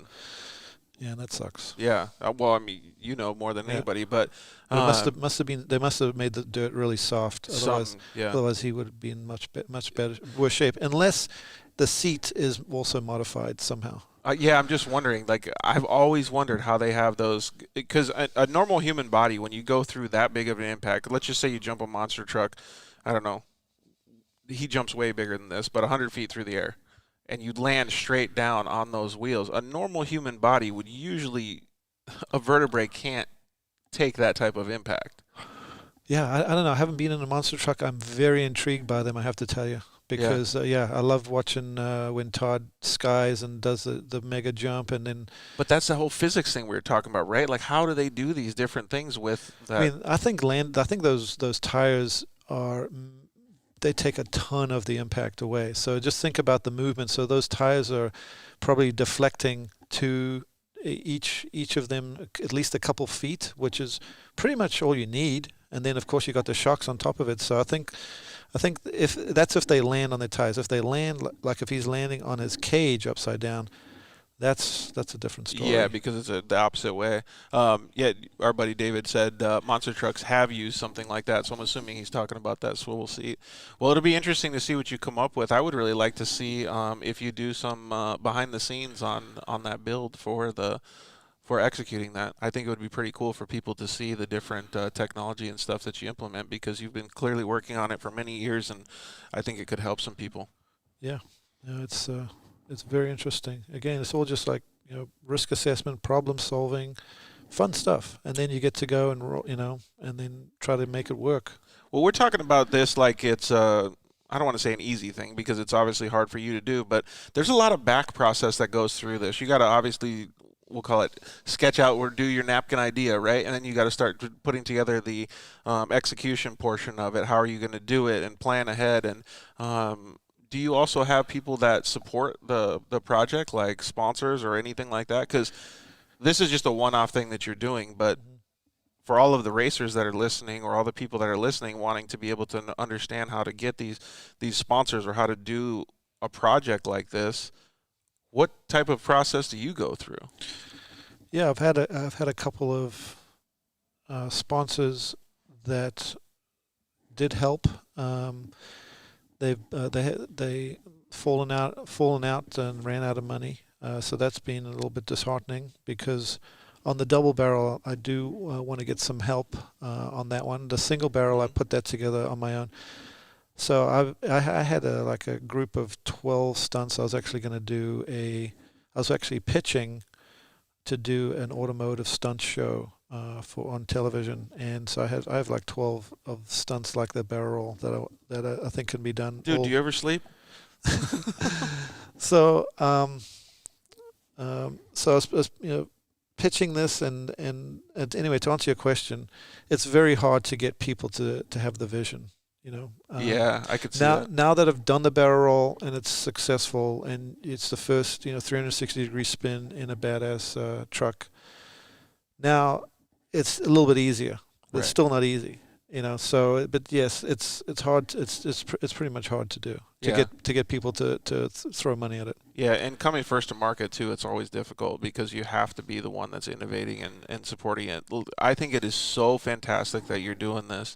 But you have a lot of sponsors that are part of your Pro 4 racing program too, though, right? Yeah, I've had some really good sponsors. Probably the one that's stuck by my program the longest is King Sharks. Oh, right on. Yeah, and thankful for that. Yeah, well, especially when you're doing these amazing stunts now too. I mean, like they're probably all on board with it after seeing the barrel roll. Yeah, so Brett King, who owns King Sharks, I took him a photo where we're 20 feet up in the air doing a barrel roll, and we got a really nice picture, and it's you basically can't replicate it like if, let's say, in a desert or a short course or anything else. It's once you're upside down, in the middle of your spin, and then it snapped a picture, and then Was it a perfect brand representation for him? Like a yeah. So basically he's hanging in his office, and you look at it and you're like, that's not. Is that sticker upside down? What's yeah? Is this guy eating shit or like what's happening? So it's like that was really cool. So yeah, this what a cool piece of branding for him for the rest of his life. Yeah. So that is pretty cool. Well, you got other people that support you too, as well too. You're wearing a Maxxis shirt. Yeah, Maxxis, Boxo. The Boxo tools, huh? Yeah, you guys can see this Boxo toolbox. He built this cart around it. So shout out to Lucas over at Boxo. Yep. K1, they make really good race gear. So Orange race gear, by the way. Absolutely. Yeah. Got my fellow workmate who he owns Vision Canopy. Yeah, good old Kyle, right? Yeah, and that's he's doing really well selling his canopies, and he's just coming out with a 20x20 right now. Which, oh, really? So for UTV guys, like if you don't want to, that's perfect. Yeah, if you don't want to put up like a whole big awning system on the side of a rig, or you just take two 20x20s. Now you've got a 40 by 80. I'm sorry. So you got 40. You got a 40x20 space. Well, that's huge. 80x20 or 40x40. Yeah, so you got a big room. So now you can have hospitality and you can have both your UTVs under the tent, right? Yeah, and you can put it up and take it down. So I'm excited to see how that looks. One of the things that I like most about Vision Canopy or Kyle himself is he's creative. Like he's got a good design mindset.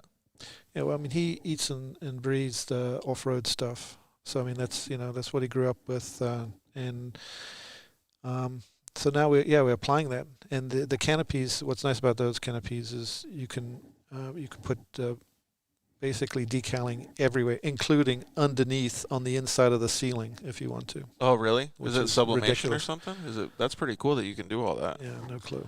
Man, it just comes out pretty, right? Yeah. So we had a couple more comments come in. George Egan said, did anything ever come of the monster truck with basically a bike frame in it that's suspended harness instead of a seat? I have absolutely no idea what you're talking about. I don't know if you do, but... a bike frame, sitting on a bike frame inside the middle of a monster truck? Yeah, I don't know, but it just gets your brain thinking in a different manner, right? Like, I have no idea what you're talking about, and I don't know if Adrian does, but the cool part about that is that you don't have just a normal seat. Maybe it's a totally different thing that you're thinking about. I mean, I don't know if I'm going to be sitting on a bike frame when I land super hard. That thing is going to go right up your butt. Yeah, exactly. I'm not doing that. But I will say that in the bubble, I am definitely contemplating, because in the bubble I have a race seat like reclined, and it's too heavy. So I'm thinking of going to like a suspended harness, so you could actually move around on the inside of the bubble and jump around, and then when you land, then you can manipulate it too, right? Maybe a little bit. Yeah. but I think it's more that when you go to land, you can take your you can use your legs as shock absorbers. So now you know you're not sending it up Straight through your up your belly, spine. yeah. You're using your legs a little bit. Yeah, I would definitely think that's cool, and I like all that forward thinking, man. All right, so we're going to talk about a couple other things. The only other thing that I had on my agenda was talking a little bit about more about the health stuff that you do. Like 2020 has been a weird year, and everybody's looking for fixes to certain things like we'll say COVID. I hate talking about COVID, but there's vaccinations out, and I'm always an advocate of forward thinking, right? Like, what can I do to make my body better? And what can I do? Like, I don't take pain medicine, just like what you said. But what can I put in, natural or whatever it is, to make it better and perform better? Because my body, unfortunately, doesn't perform very well. I think you have kind of a similar mindset.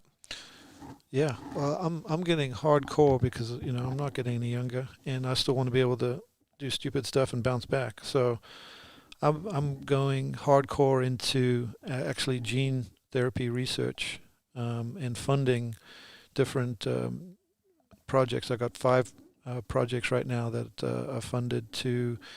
One of them would be specific for joints. So it would be like the soft cartilage in joints to repair that. Like my knee is jacked up. Give it more elasticity or something? Hopefully it would actually regrow the cartilage. So wow, that'd be cool. We're getting, this is getting down to the DNA level on this stuff. So in addition to, trying to take care of yourself and get rest and intense exercise and everything else, is also look at the DNA map that we are made from, and see what's out there that we can do to change it. There's so many phenomenally brilliant people out there these days, and technology, like you just mentioned. I don't see any reason why these things can't happen. One thing that I always think about clearly every day, because of my injuries, is I wish that somebody could find a cure for spinal cord injuries.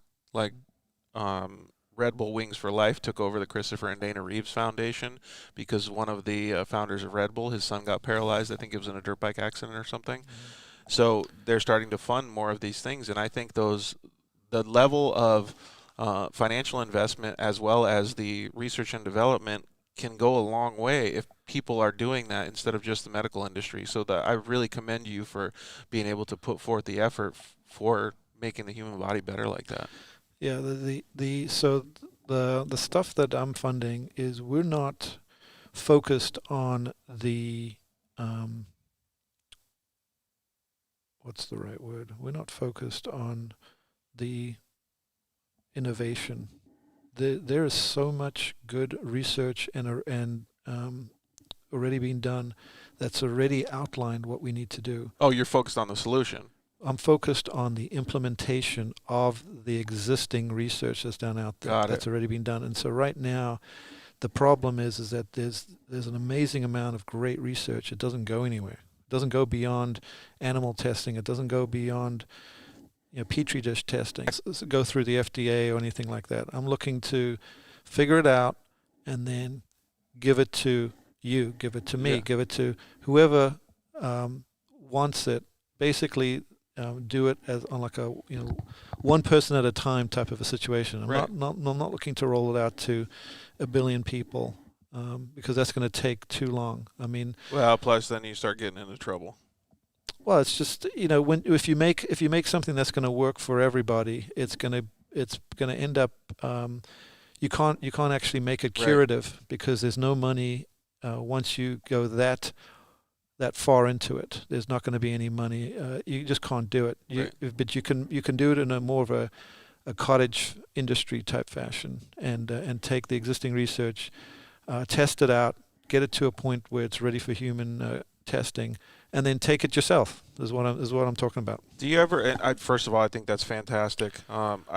I commend you so much for being able to do that. I would love to see, even more than your racing stuff personally on a personal level, I would love to see these things come to fruition because I think that could help so many people. So exciting. It's incredibly exciting. Think about it. It really is. Unbelievable. And do you ever look back on I mean, clearly you're excited about moving forward, and you've already said a million times that you don't have the best memory, but do you ever look back on the things that we've talked about tonight and, you know, let's just say you're sitting in bed getting ready to go to sleep and go, wow, I have all these things on the horizon, but I've already done all of these cool things to be able to give me the opportunity to go ahead and accomplish these new goals and things like that, and really look back at your life and appreciate it? No. You got to, man. I'm not really. I'm You're just, a forward thinker? Yeah, unfortunately, I'm not good at looking back. I'm like so fixated on the present and moving forward. Well, maybe looking back is the wrong way. I guess we'd be appreciative more, because just sitting here, having the opportunity to speak with you for just these couple hours has just blown my mind as to the amount that a human can accomplish and put forward in life, not just for themselves, but for everybody around them, to move industries forward, to move sports forward, to move life in general forward. It is so cool to be able to have a conversation like that.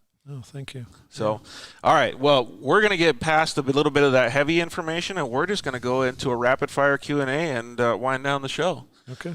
So I got some secret questions here for you. Let's see here. Some of them our audience has already actually heard. So rapid fire Q&A. Dunes or the river? Dunes. You going dunes? Yep. In a UTV? What are you taking out there? Dirt bike? No, dirt bike sucks in the dunes. Hey, not when you send it, man. It's got to be 4-wheel drive. So let's just take the Pro 4. Yeah, have you taken it out there yet or no? No. Like to one of these days? Yes. 3-wheeler or quad? Quad. Going quad, yeah, 4 wheels, right? Let's see. Do you watch Supercross or motocross? I like to. I don't do it as much as I'd like to. Do you know any of the new? I like Tomac. Yeah, there you go. Okay, so Tomac or Roxon? Tomac. You're going Tomac. All right. I thought you'd pick a orange guy, like a KTM guy. I don't know. Just for some reason, I like Tomac. Yeah, I think because he's just a all-out, balls-out guy. Maybe you got a personality match. I don't know. He seems a little diesely. He's just Yeah. like once if he can get going, Yeah. he's good. Yeah, the horsepower is rolling right then, huh? Little Smokies or pizza rolls? I don't even know what that is. Little Smokies are the little like hot dog weenies, and then pizza rolls are pizza rolls. You know what pizza rolls are, right? Neither, bud. Neither? Okay. Too healthy for you. Coffee or tea? Tea. Favorite soda? Dr. Pepper. Ooh, that's a good one. And I heard the other day, too, at Ryan Beat's shop, I went in there and I said, what do you guys want to drink? He goes, dude, it's off-road, Dr. Pepper. Don't you know? Oh, really? I didn't know it was a cliche, really? Yeah, oh, shit. Yeah. So I said the same thing. I'm like, fuck, everybody on my team drinks Dr. Pepper, too. So if you could have any superpower, what would it be? This is going to be a good one for you. What would it be? Actually, the superpower is basically to create a force field. Really? Yeah, impenetrable force field. And the bubble... Just around you, or like for an entity or something? Just the ability to make it, and then you can just put force fields around whatever you want. That's actually be pretty cool. And the bubble is basically a low-tech, poor man's force field of sorts. I mean, that's what I'd really like. Where did this dream come from? I'd really like. I've been thinking. I've got to figure out this damn force field. It's like shit. I just don't have the brains for it, but I really want one. Oh man, that's actually really good. I can promise you that we're not going to have an answer like that again. Uggs or Crocs? Isn't that the same thing? Well, I appreciate that you don't know, but Uggs are the girly boots, and then Crocs are like those rubber sandals. That's chick stuff. I don't know what to tell you. It's a little bit out of your wheelhouse. Yeah. Most memorable race? And this might not even be a Pro 4 race. Maybe this is something else. I was going to say it's actually not a Pro 4 race. It was club racing back in the East Coast, right when I first got going. It was up. No, it's not East Coast. It was Canada. I went up to Canada. It was in a spec racer, and it was me and this guy, and it was just like. Do you remember what car you were in or no? It was a spec racer Renault. Oh, so it was a spec racer. I don't know. It's like a. They call it spec racer. It kind of looks like a Can-Am, like from the 70s or whatever. And it's just like a 1.8 liter engine, and there was me and this guy, and we were just going at it. We were swapping the lead, and we were just weaving because it was a club event. So basically, like all the cars were on the track, and whether it be an open wheel, whether it be a spec racer, whether it be Yeah, a kind of like street they car. do the 24 Hours Le Mans. Yeah. Yeah, so it was kind of like that, except it was it was a club day, and it was like poetry. It got to the point where it didn't matter who won. It was just so exciting to be Really. dicing with this dude, and just we just like lapped the field because it was just club level, and it just felt like.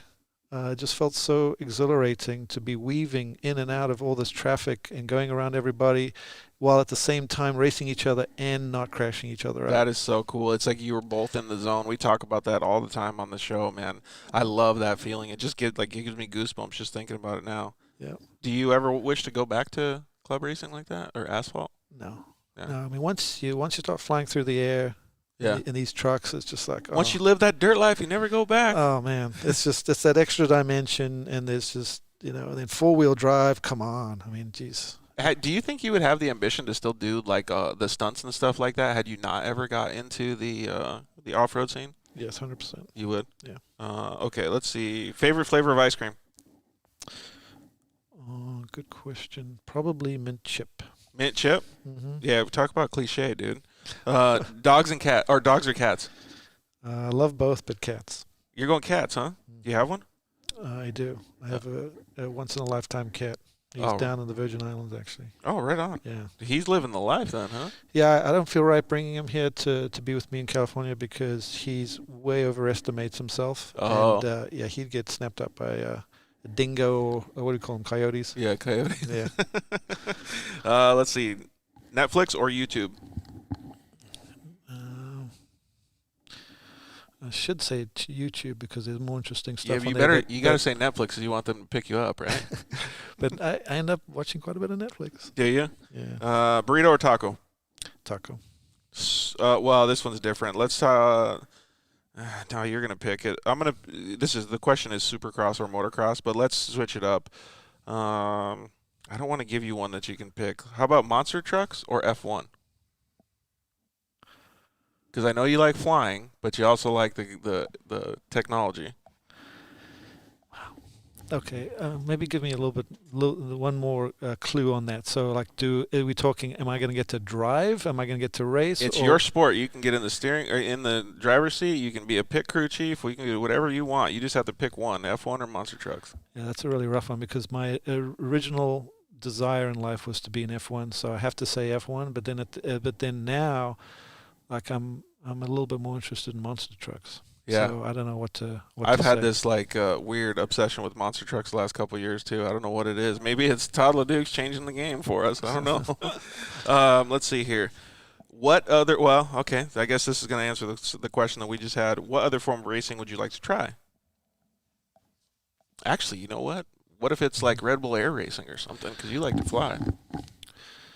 I don't really like to fly. I just have these damn dreams that I have to act on. Like I'm actually not into heights at all, but I just know it can be done, so I have to go do it.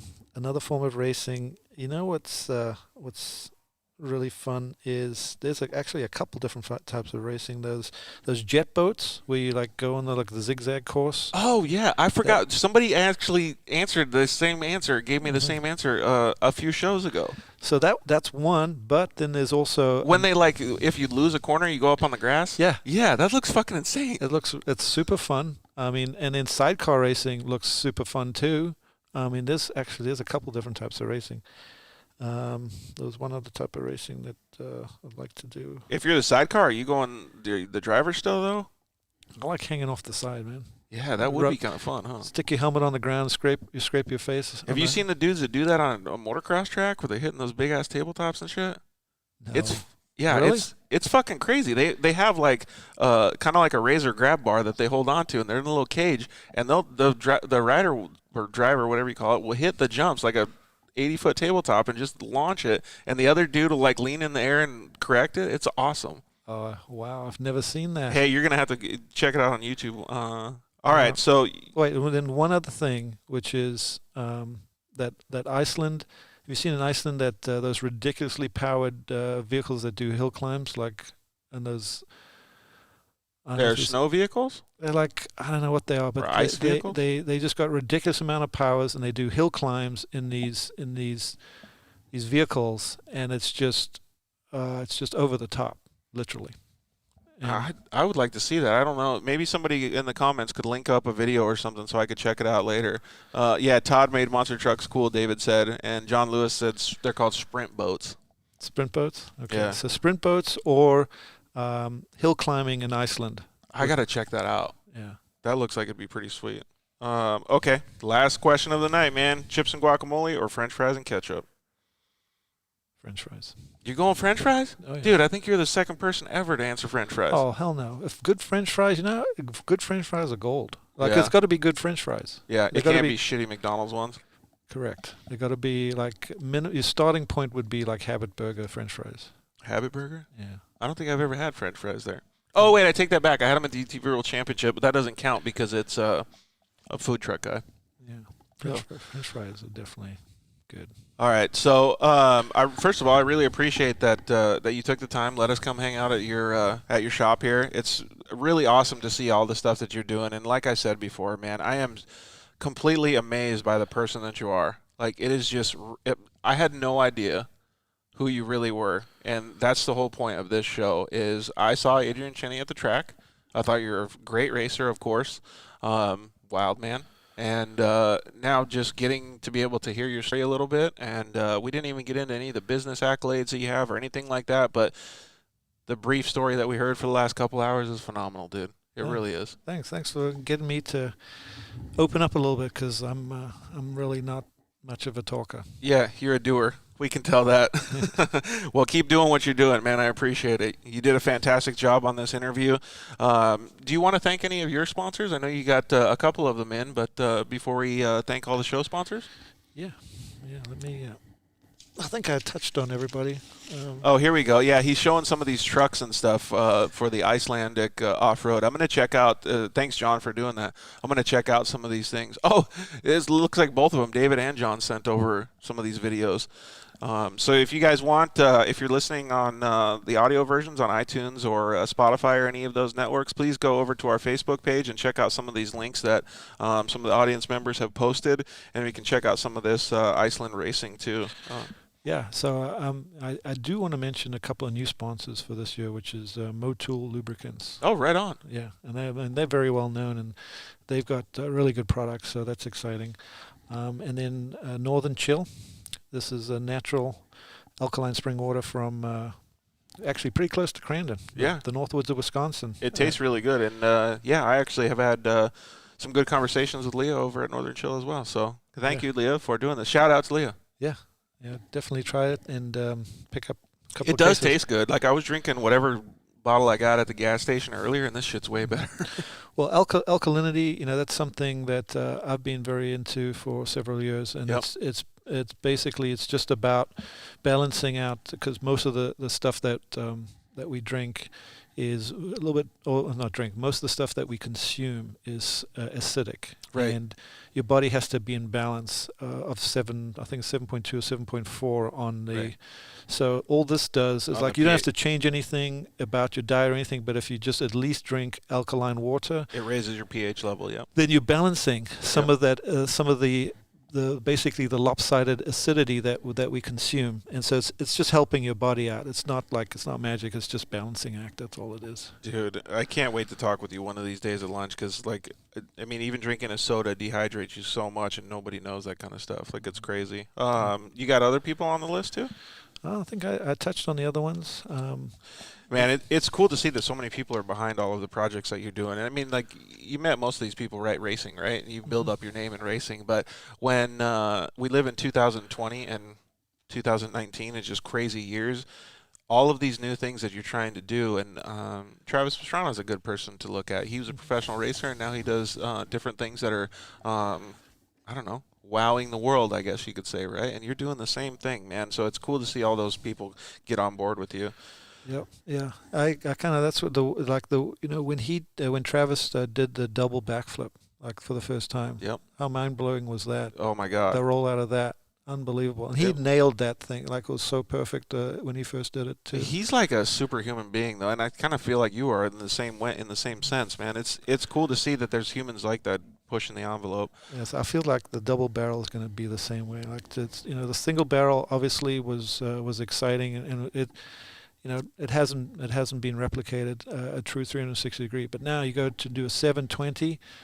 I mean, that's just it's ridiculous. I would love to be able to see and understand this. You're a little bit more of a private person. You just want to go out and execute these things. But I would like to see, maybe we can poll some of the audience on social media and things like that. Maybe send a couple messages over to @TheDirtLife on whether you would like to see Adrian be a little bit more open about maybe some of the research and development and trying to execute some of these projects. Maybe the double barrel roll would be a good one for us to cover, since it has to do with dirt. And maybe we can help him out and promote it a little bit and show you guys a little bit more of the behind the scenes stuff that goes into it, because I think it would be really cool for people to see, similar to what Travis does at his facility up there in Maryland. Yeah. I'm not as good about I guess marketing and publicizing the some of the mind-blowing stuff, but I am pretty confident that the things that we're working on, I think, are actually doable, bigger. Yeah. Like, to me, like that free fall project or the double barrel. I mean, I think it's easier to do a double backflip than it is to do a double barrel, to be honest. But that's just my perspective. Obviously. The access point is so much different, man. And I couldn't agree more. I mean, like, we could talk about all these things for days. But I do appreciate that you're opening up and trying to get out there a little bit more and share some of these rad things that you're doing. So let us know what you guys want to. Here we go. Yeah, John's already saying, oh man, behind the scenes of that planning process and research that goes into all those things would be awesome. Well, we'll try to see if maybe we could get Adrian to let us in and do some of that stuff. All right, so I just want to thank all of you guys for watching. You guys did an amazing job asking questions and joining us tonight. We really want you guys to join us on social media and go over there and follow. I know you have Wildman Cenni on Instagram, but what was the you have Cenni Racing? Cenni Racing, yeah. Yeah, Cenni Racing. So we tagged him in a couple stories and a couple of our posts. So please go and give him a follow and watch all the fantastic stuff that he's doing. And go to my OnlyFans site too. Go check out his OnlyFans. He's changing the game for OnlyFans too. He's not taking off clothes. He's putting on a rubber outfit or a rubber ball, and he's going to fall out of the sky. Or something. Yeah. Okay. Oh man, this show's going to go in a way different direction if we keep on that. So, well, thank you very much, Adrian, for joining us. We really appreciate you guys. Like I said, again, communicate through social media. That's the best bet. And we've had getting so many messages. I mean, our numbers have tripled, quadrupled in the last couple months here. It's been such a well-received understanding in my part. Coming to California, having all these fantastic guests and having stories like Adrian's has just been so incredibly awesome that you guys are loving this. So we really appreciate you guys. We want to hear all the positive messages. We want to hear who you want us to interview, and we want to hear all of the questions for those people. So please give a shout out to all of our sponsors too. You can use the code DIRTLIFE with the guys over at Shock Therapy at shocktherapist.com. You can use the code DIRTLIFE at ZollingerRacingProducts.com to order some parts from the Zollinger Racing boys. You can use the code DIRTLIFE at solderweld.com to get some solder weld off-road repair kits. Thank you very much to the guys over at CryoHeat, and always a huge thank you to the guys at KMC Wheels and EFX Tires. They have been on board with us since day one, so we couldn't appreciate them anymore, man. We have such awesome guests lined up next week. Like I said before at the beginning of the show, we got the boys from Dune and Destroy going to come on. So we're going to talk about, maybe I'll tell them that you want to take a Pro 4 to the Dunes and see what they think about that. Okay. So, yeah, it'll be fun to talk with. I think John and Kyle are going to be in the studio up in Lake Elsinore. So please hang out. Again, thank you very much, Adrian Cenni. We really appreciate you coming and hanging out. Thanks, George. And thank you guys all for watching. We will see you guys next week. Thank you, guys. Good night. Good night. Thanks for listening to The Dirt Life Show.